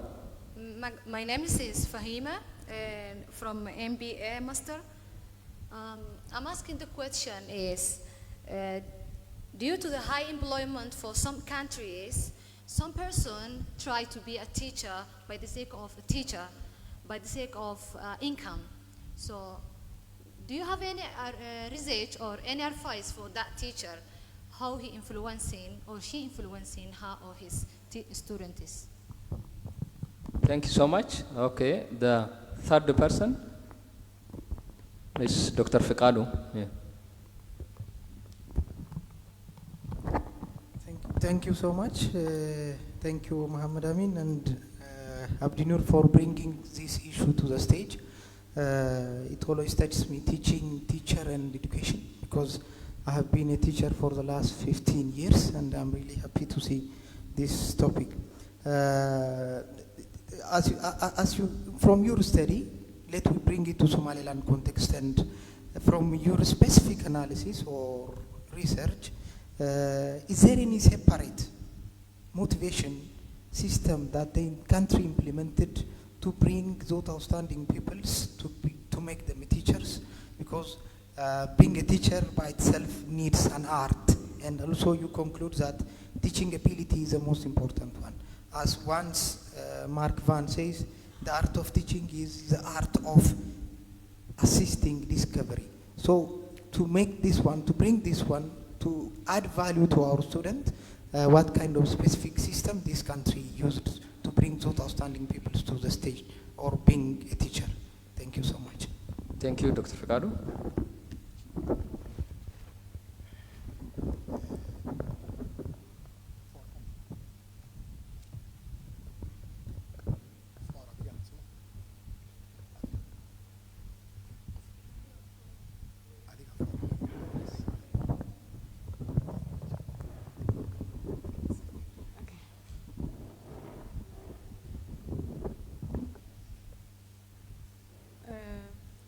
My name is Ifrah Ismail, MBA student in Armas University.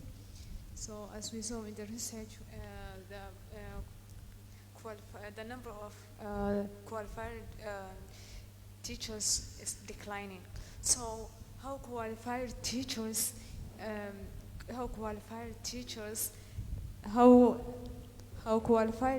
motivate the new youth or students to become teachers as they are skipping the teaching field?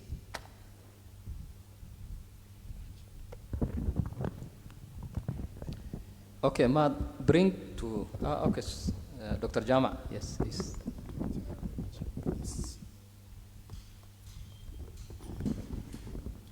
Thank you, Muhammad Amin and Abdinur, and also Shammark. It was an amazing research, and I think important data, just coming back how we started in the morning. But I am very surprised on the issue of 91 versus 9% of the population. So it's not only girls who should complain, but I think everyone should complain against your research because of, I don't know how it can be really representative, such an important data that you have collected, and such important conclusions that we arrived at, considering the issue of teaching where the women, and mainly if we consider probably you are focusing on the higher education, but if we consider in general, in education-wise, we should promote, and it's already so with the number of female teachers who are doing in a different sectors of the education system. So the question is why? Why it happened that since you put on Google, since you put on social media, because I have seen when you were calling for the data collection, I was expecting much more than that number. So if it's happening, why as a researcher you shouldn't stop and say I'm headhunting, I'm pushing for to get at least an acceptable percentage in a way that what's coming out is really representative of our society. Because what you have presented is really amazing work. And people like me or anyone who is working at the Ministry of Education now should take some decisions on the data that you presented to us. So the question is why? Definitely you asked yourself why it's happening. Another thing just related to that is I think it's also the perception. I was listening, Abdul when you were talking about the teachers, and you were repeating continuously, he will do that, he will do that, he will do that, he will do that. As said, by definition, the teacher is he. So that could be also perception in our head that took us in the wrong direction. So it's not honestly the issue of gender as it's used now become common to be repetitive and emulate some other cultures. This is a fundamental thing that we have to reflect in our society. And if we are taking decisions on this, and the data that you have presented, I'm worried. So my suggestion and my willingness will be continue doing this research and headhunt at least to bring it 30%, because that will give us the real picture of the motivation. I was in my life teaching since I was adulthood, and I know what does mean teaching and how it's different from any other job that you can consider in your life. If you are. So why and how we can go back and fix that, in my opinion, weakness of the decisions that we are taking. Thank you. Thank you, Dr. Jama. The next person is Dr. Gudle.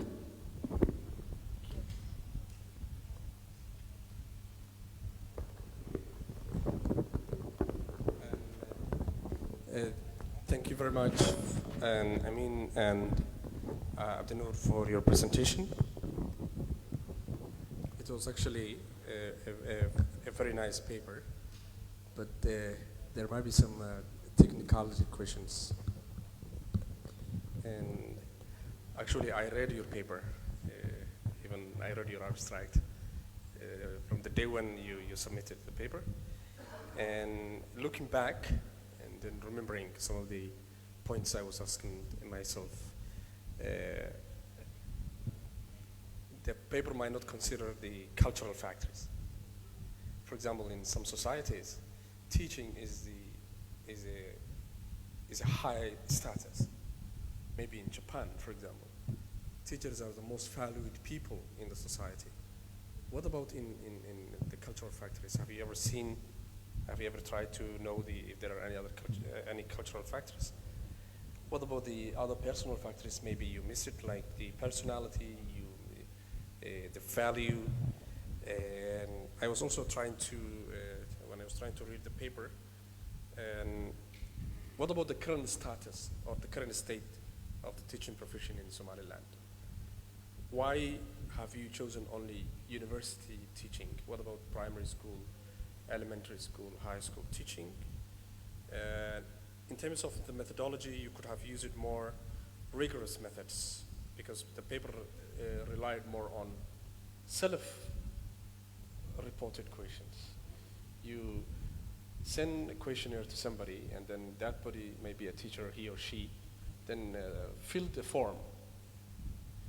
If you could do more rigorous methods, like, for example, focus group discussions or key involvement interviews, you could have maybe got more analysis. And regarding I agree with Dr. Jama regarding the representation. I have been a teacher for almost 17 years. and I always aspire to see my colleagues, female teachers in the primary schools, in the elementary schools, in high schools, in the universities. I always appeal to the management saying, why don't we hire more female teachers? But when I see 9%, that make me very, very sad, especially in the data. You could have maybe improved in those points that maybe we mentioned. Thank you very much. Thank you, Dr. Goodley. And then we have maybe one guy from this row, and then one lady is insistently, raising her hand. Hold on, and we will give you the last chance. Yes. My name is Abshakur. I don't have no question, but I have one feedback. This topic is this topic is good topic and important topic according to our Somali people. Because most Somali teachers choose this career to feed their families and themselves. So I feel the way you present is not enough to understand perfectly, because this topic is very, very important in Somali people. As we know, most Somali teachers, when they choose this career, they choose to feed themselves and families, not career or as a professional. So I think we not get time to understand perfectly, because thank you.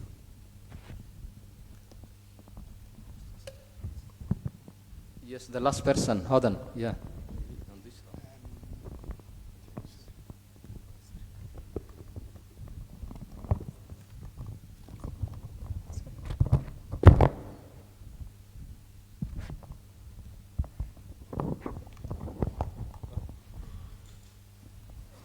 Assalamu alaikum all. Both of you have presented amazing presentation. According to Abdul, he was my classmate and he was active and intelligent student. I'm so proud of you, Walalo. I wanted to ask Abdul. Many people believe is that teaching profession does not have a career growth. So what are the specific issues that bring this misperception and how to solve? Thank you. Okay, I think this guy also is just pushing me to give a chance. So maybe the Sheikh, just give him. This could be the last person, please. Actually, thank you for calling me a Sheikh. That's a great title. And I want to ask Abdul, I taught him like one of the most important courses. I don't know why he excluded me from the list of the staff. He mentioned it. That was just a joke. I just want to give you a feedback, actually, when it comes to teaching. I was teaching for 4 years academia, and teaching is like the most difficult job in this country. If we are talking about in Somaliland, it's very complicated. Like teaching one class a day needs a preparation, post follow-up, like a whole job. And another confusion lies between the professional life and the academia life. Like when person is going to teaching, most of the time they are confused with the fact that they will just go there, deliver content, and they'll just collect money. I think it starts from the fact that there are like separate certifications. Like a person who earned MBA is not suited to go to academia. More like you should go for industry and professional office. The person who has like Master of Science, MA, MPhil is more suitable for teaching when it comes to the other person. I think those background and that underlying contributing factors are very important to look at it. Other than that, I'm so amazing. I'm so proud of you guys. Good job. Thank you. Thank you so much. I would like to give the chance to the presenter. Please take the comment as a comment, only react to the questions, and maybe some of the questions will be responded by Mr. Jirde and then Abdul. So please don't repeat if the question is being answered by either of your colleagues. So I would like to start from Jirde, and then you can just continue. Okay. Thank you so much all for your valuable comments. We took it as a whole. There are a few questions, very important questions I also like to answer, and then I will pass after that. Abdul to answer the rest. The first one is the one Dr. Jama mentioned, which in terms of the female respondents. Actually, it's not the first time happened to me.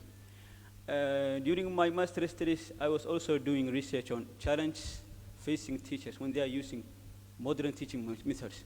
So my focus population was the secondary school lecturers.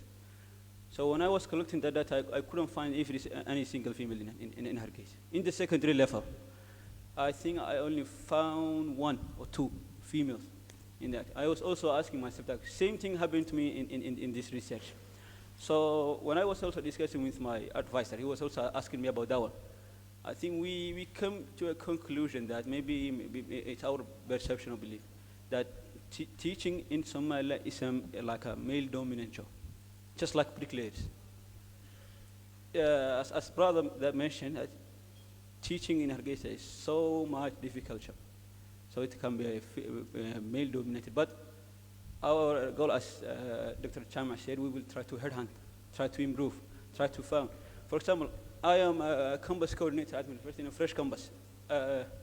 In this, like 45 lecturers come to my campus to teach. I only have 2 females. Yeah, you can see all that, yeah, in my campus. So we will try our best. We will try to improve. We will try to headhunt wherever we find female lecturer in the university and try to improve our topic.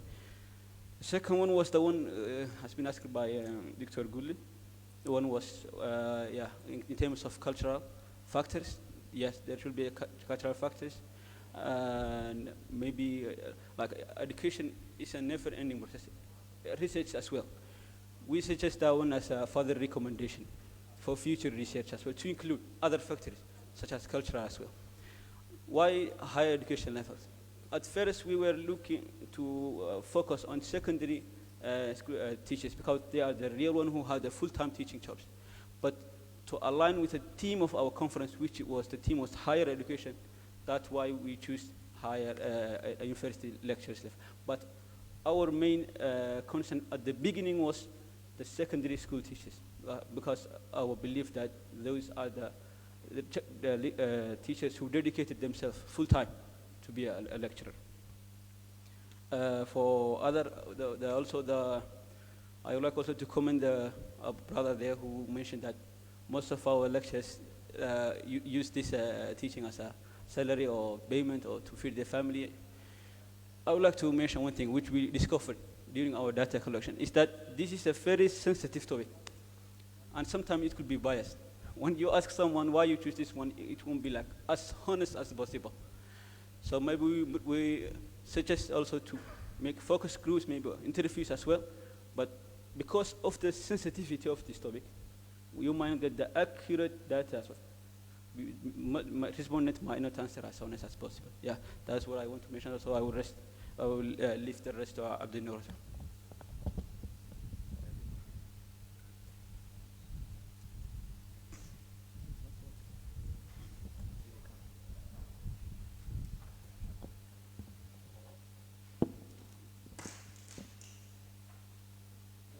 Assalamu alaikum wa rahmatullah. I apologize to my Bashir, my teacher. I'm sorry, teacher. I didn't see your face soon. I remember one day, teacher Bashir was finalizing a course called Principal Accounting in the class. And last day he said, I installed you a software that will never expire unless you remove or delete it. Still, we have that software in our mind. Thank you. I would like to answer some questions, like Fahima. Fahima, she said there is a high unemployment. So, is the unemployment can be a factor that can influence a teacher, person to go to academic? It can be, but you have to remember the factors we are using is an international questionnaire. It's a fit. Factors influencing teacher's choice. It's an international factor. We didn't create our own questionnaire. So it's internationally used questionnaire. So we applied that international questionnaire to our community. That's number one. Dr. Chicago, thank you very much. In the context of Somaliland, how Somaliland employ lecturers. That's one. In my knowledge, we have teaching training center, but it is only for primary and secondary lecturers. When it comes to the higher education, there is no specific way to hire such these lecturers. We don't have, but we will expect from the government to do that. Mrs. Hodden, she said, people believe that teaching has not a career growth. It's one of the perception, but if the government or the institution is motivate this lecturer, award them, entitle them, it can be a career growth. It can be. Thank you all. Thank you very much. That's our conclusion.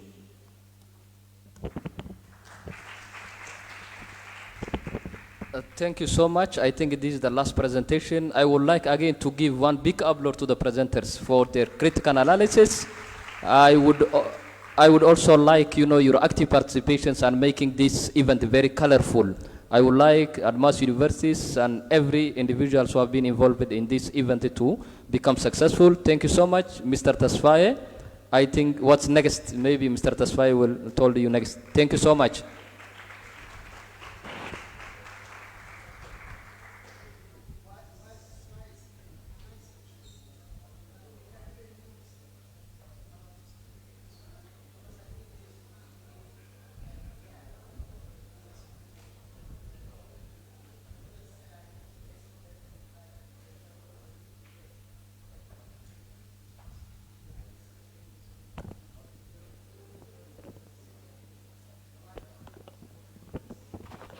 Thank you very much, Dr. Sharmarke and Abdinur and Mohammed Amin Jirde. Thank you for the beautiful presentation. Now we are at about the verge of ending our program, but when we finish it and wind up everything we have, it will be with closing remarks and some gratitudes that we have in our part to be presented by our Vice President for Admin and Finance, Mr. Mubarak, aka Dilchir.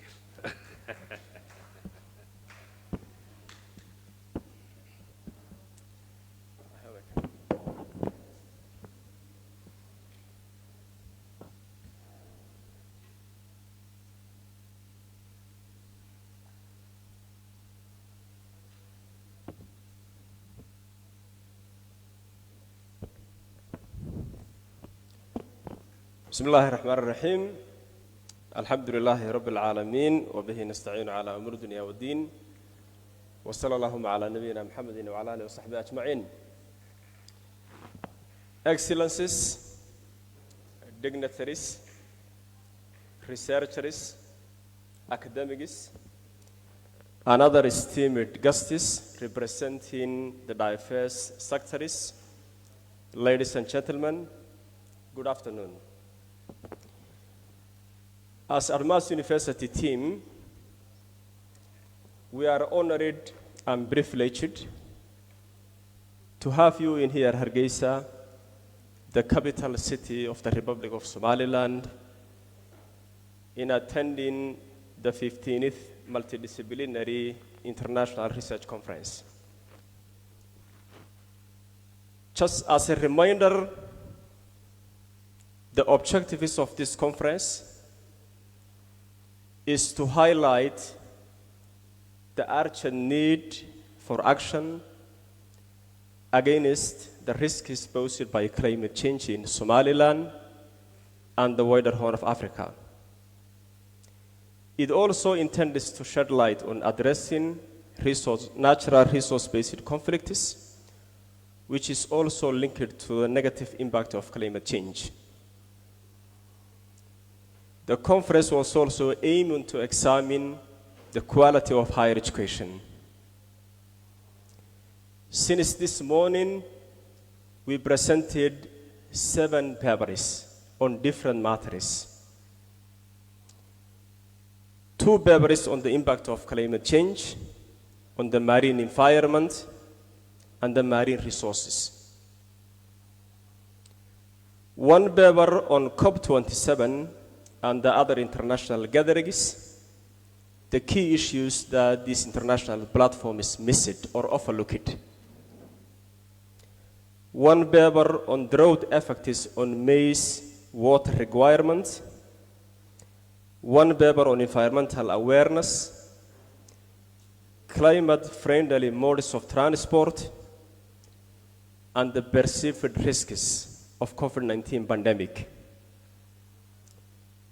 And one paper on choosing teaching as a life career, examining factors influence teachers' choice of teaching as a profession. This means the main focus of this conference was on climate change. Although we were aiming to also talk about natural resources-based conflicts and the higher education quality, the conference didn't attract significant number of papers on these other two fronts. Allow me to highlight the key issues that our keynote speakers, presenters, and participants have highlighted, which are relevant to the topics we covered in this conference. Some of the key issues were, but not limited to, the negative impact of climate change on livelihoods, food security, and nutrition. The increased frequency of droughts in Somaliland and the wider Horn of Africa. One key point I would like to pick up is Minister Shukri underscored this morning that Somaliland has experienced 2 severe droughts since 1997. Other data sets indicate, if we look at the statistics of drought frequency, we used to experience droughts in every 10 years. But now, it is in every 2 years or every other year. We also touched upon the importance of having evidence-based policies and decision-making. Let me thank to the Ministry of Environment and Climate Change. They indicated their commitment and showcased their commitment in the sense of formulating environmental protection policies, having key components in the country's national development plan, and also having dedicated offices for addressing risks posed by the climate change. As a result of climate change, risks emanating from rural-urban migration, and the fact that our urban settings are not able to absorb the demographic shift that we are experiencing. It is one of the issues that we have highlighted. We have highlighted the importance of rainwater harvesting and soil conservation for curbing changing climatic patterns. We also talked about waste management in both urban and rural settings. We touched upon the necessity of having a strong leadership and a sense of urgency in addressing risks posed by climate change. We talked about the importance of data availability, data utilization, and data ownership. We also talked about the necessity to foster collective effort and partnership in dealing with climate change risks, since the negative impact of climate change has no boundaries.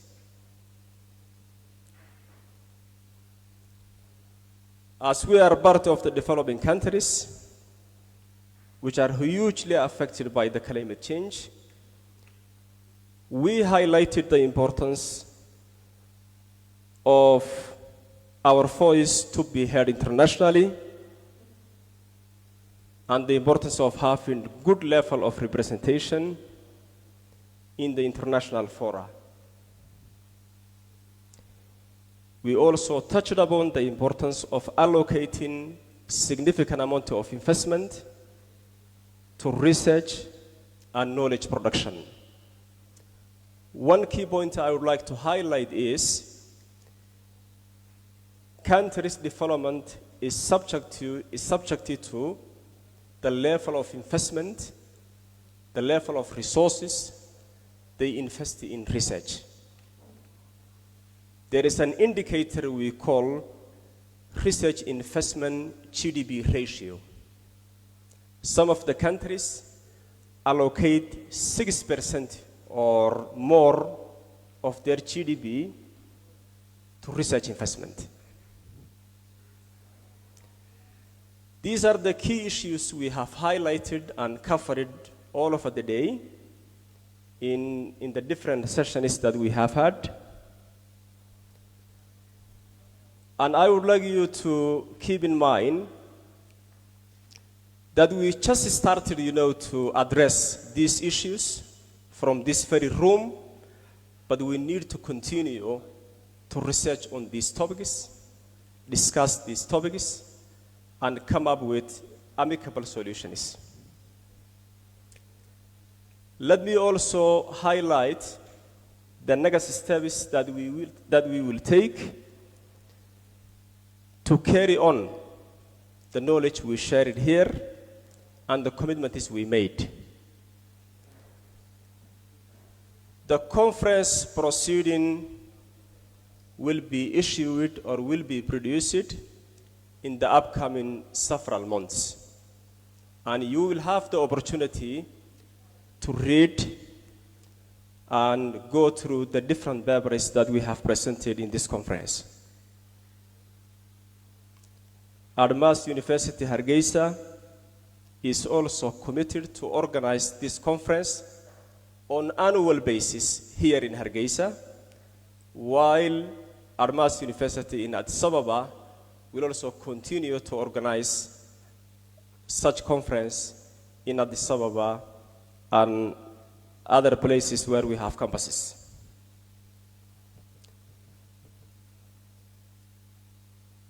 Let me go to thanking to the different organists and different actors who made this wonderful conference possible. Let me start by thanking to the scientific committee who were reviewing, examining, evaluating, and finally decided to choose these 7 papers we presented in here. The scientific committee consisted of Dr. Mohammed Usman Goodley from Armas University Hargaysa, Dr. Kaldir Hassan Odowa from Chikchiga University. Unfortunately, he wasn't with us today. Dr. Sharmarke Chama Duksiye, the last moderator. Dr. Chama Musa Chama, one of our speakers and main contributors to this conference from the Hargaysa Cultural Center. Johannes Mamo from Armas University Hargaysa. And Tasfaye Sauge Haile from Armas University. The wonderful master of the ceremony who was the main actor of this conference today.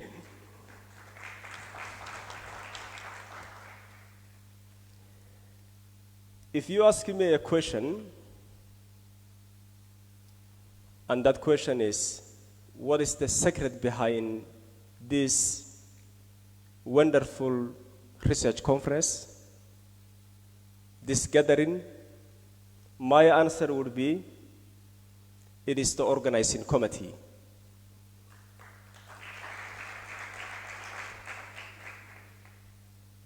May I ask organizing committee members to come here at the stage so that we recognize their faces and recognize their efforts. Please join me here, the organizing committee members.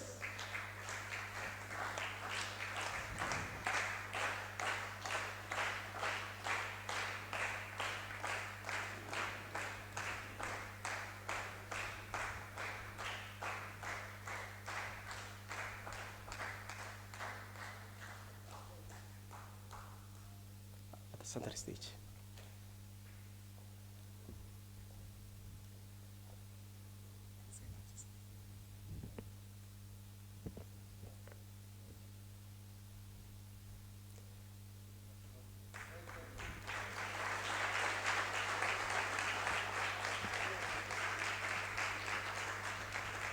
Let me introduce the team, the organizing committee members. The reason why I'm doing this is those of us who have the big titles always occupy the stage. And we forget those who have been staying up for nights and who have been working hard for days and days. The organizing committee was chaired by Ahmed Hassan Haji, the Vice President for Research, Community Service, and Enterprises. Myself,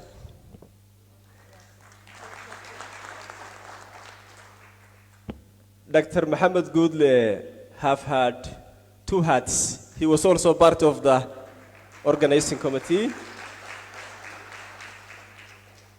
Hassan Hussein Aidid, our Director of Administration and HR. Samira Daib, our Executive Secretary.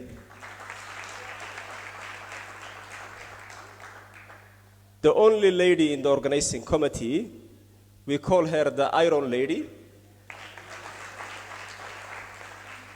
And I want you to give her a big special clap.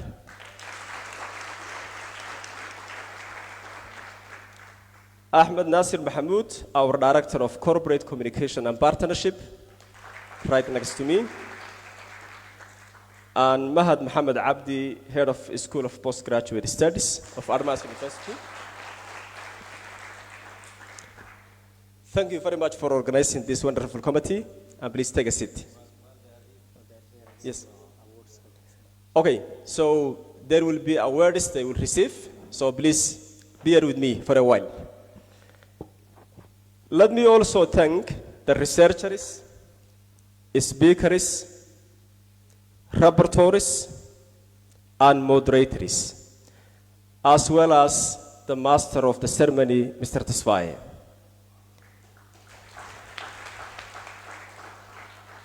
Our rapporteurs were compiling all the discussions we have had in here, and your comments and questions and inputs, which will be an input for the conference proceeding. So our rapporteurs are Yamam Ali.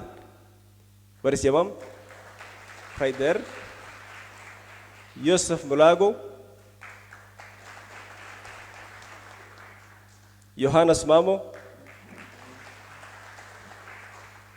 And our energetic and intelligent young gentleman, Mr. Suhaib. Thank you very much. Let me also thank the media, Vision Creative Agency is the agency which is responsible for the branding, live tweets, video production, photographies, and so on and so forth. The people who are conveying the message of this conference to the world. So thank you very much, Vision Creative, and also True Cable TV, who are doing the live streaming and other important tasks for us. Let me not forget, to thank the registration team, the protocol team, and the technical team, Mustafa Musa Usman, the technical person right there, Nadira Mohammed, part of the protocol team, she is right at the back, and the rest of the team. Let me also thank the participants who are physically here, as well as those who are following the conference virtually. I want to mention that we have been watched in many different countries, including UK. There have been a significant number of people who were following us there and communicating us and appreciating this conference and discussions we are having here. So there were a significant number of people online who were following our different pages, Armas University page, Hargaysa Cultural Center page, and other important pages. And finally, let me also thank our host, Damal Hotel, who actually arranged and prepared this wonderful venue, which is a significant part of the beauty of this conference. Thank you very, very much, and see you next.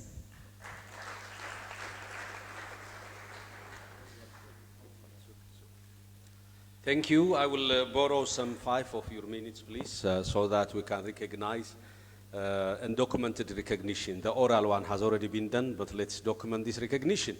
I would like to invite our president, Dr. Mullah Zagai, to the stage so that he can hand over these certificates, recognition certificates, for starting from the organizing committee to the others as quick as possible. As our I will. Please join us, Director General. Yeah, no, I have arranged another one. That's why. Okay, Oh. one by one. Okay. Master of ceremony.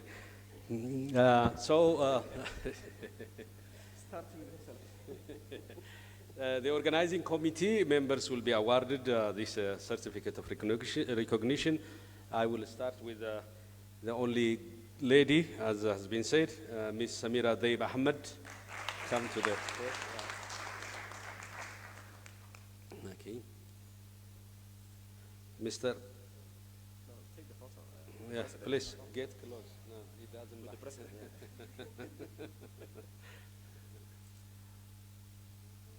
Mr. Ahmed Nasser Mohammed.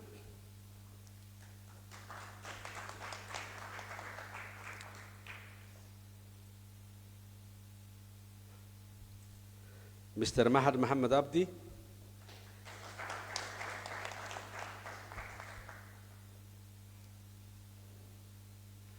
Mr. Hassan Hussein Aidid.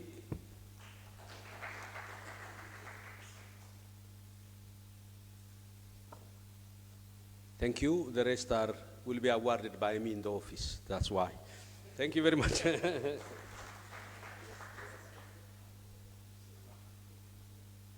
The next certificate award will be for the presenters. For that, I would like to ask our Director General of Ministry of Environment and Climate Change, Mr. Mohammed. Mr. Ismail Haibe. Mr. Ismail Haibe, is he around? Mr. Mukhtar Aidid. Mr. Mukhtar Aidid.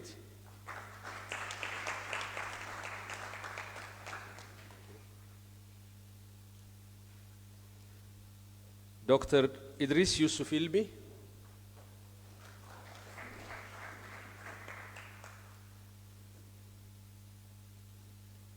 Mr. Abraha Safa Tawal Abrahan.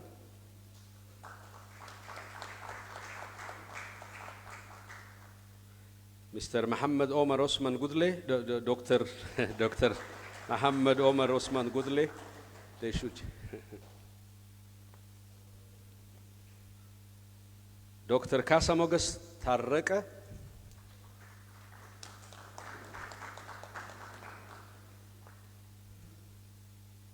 Mr. Muhammad Amin Jirde Yusuf.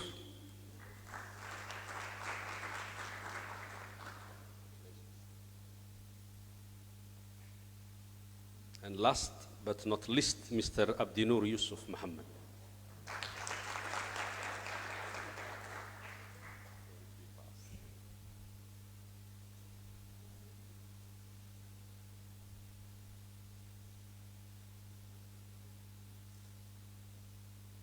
Thank you.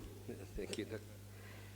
The next two presentations for the moderators and rapporteurs will be awarded by Dr. Chama Musechama, Dr. Zalalam Tafere Wilde Gabriel,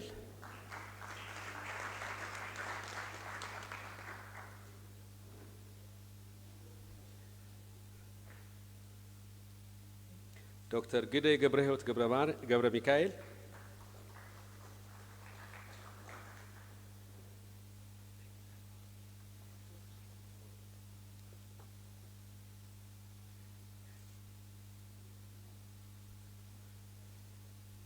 Dr. Sharmarke Chama Duxiye,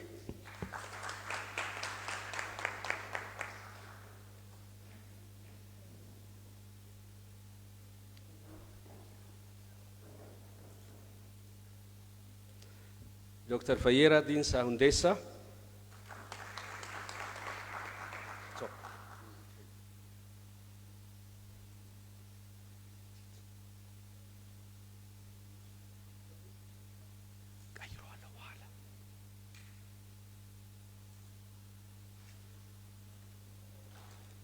Now we move to the rapporteurs.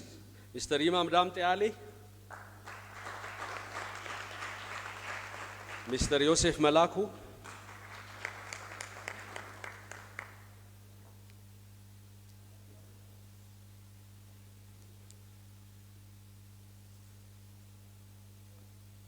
Mr. Johannes Mammo,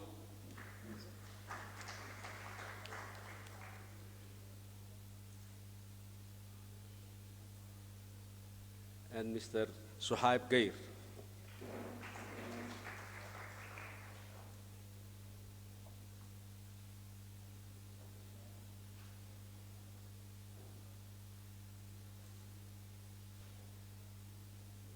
Our last award goes to the volunteers, the ones who will be responsible for organizing such research conferences. So in order to keep them motivated, volunteers are there. Our students, both in the undergraduate and postgraduate programs. Jawaria Mohammed Mousse. Jawaria Mohammed Mousse. Mustafa Mousse Osman.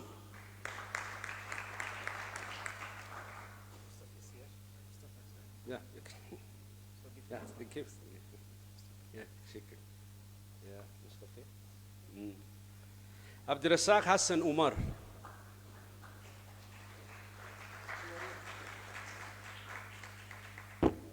Nadira Muhammad Ahmed.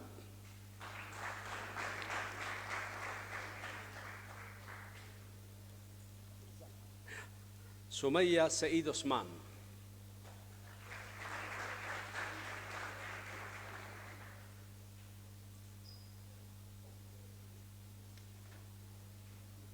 Yes, she is.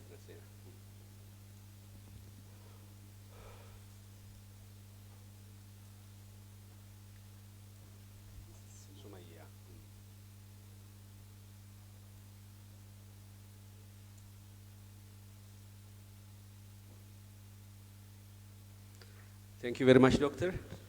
Now, here is the time to go so long. We say so long, not bye-bye or goodbye or so long, because you might have heard the promise our Vice President made. We pass on to our President the 16th one. Some other campuses may be responsible for that, but this culture will continue here in Hargaysa, we promise. And next week, we meet. So long is my bye-bye for you now. There is the memorial pictures will be taken at the back.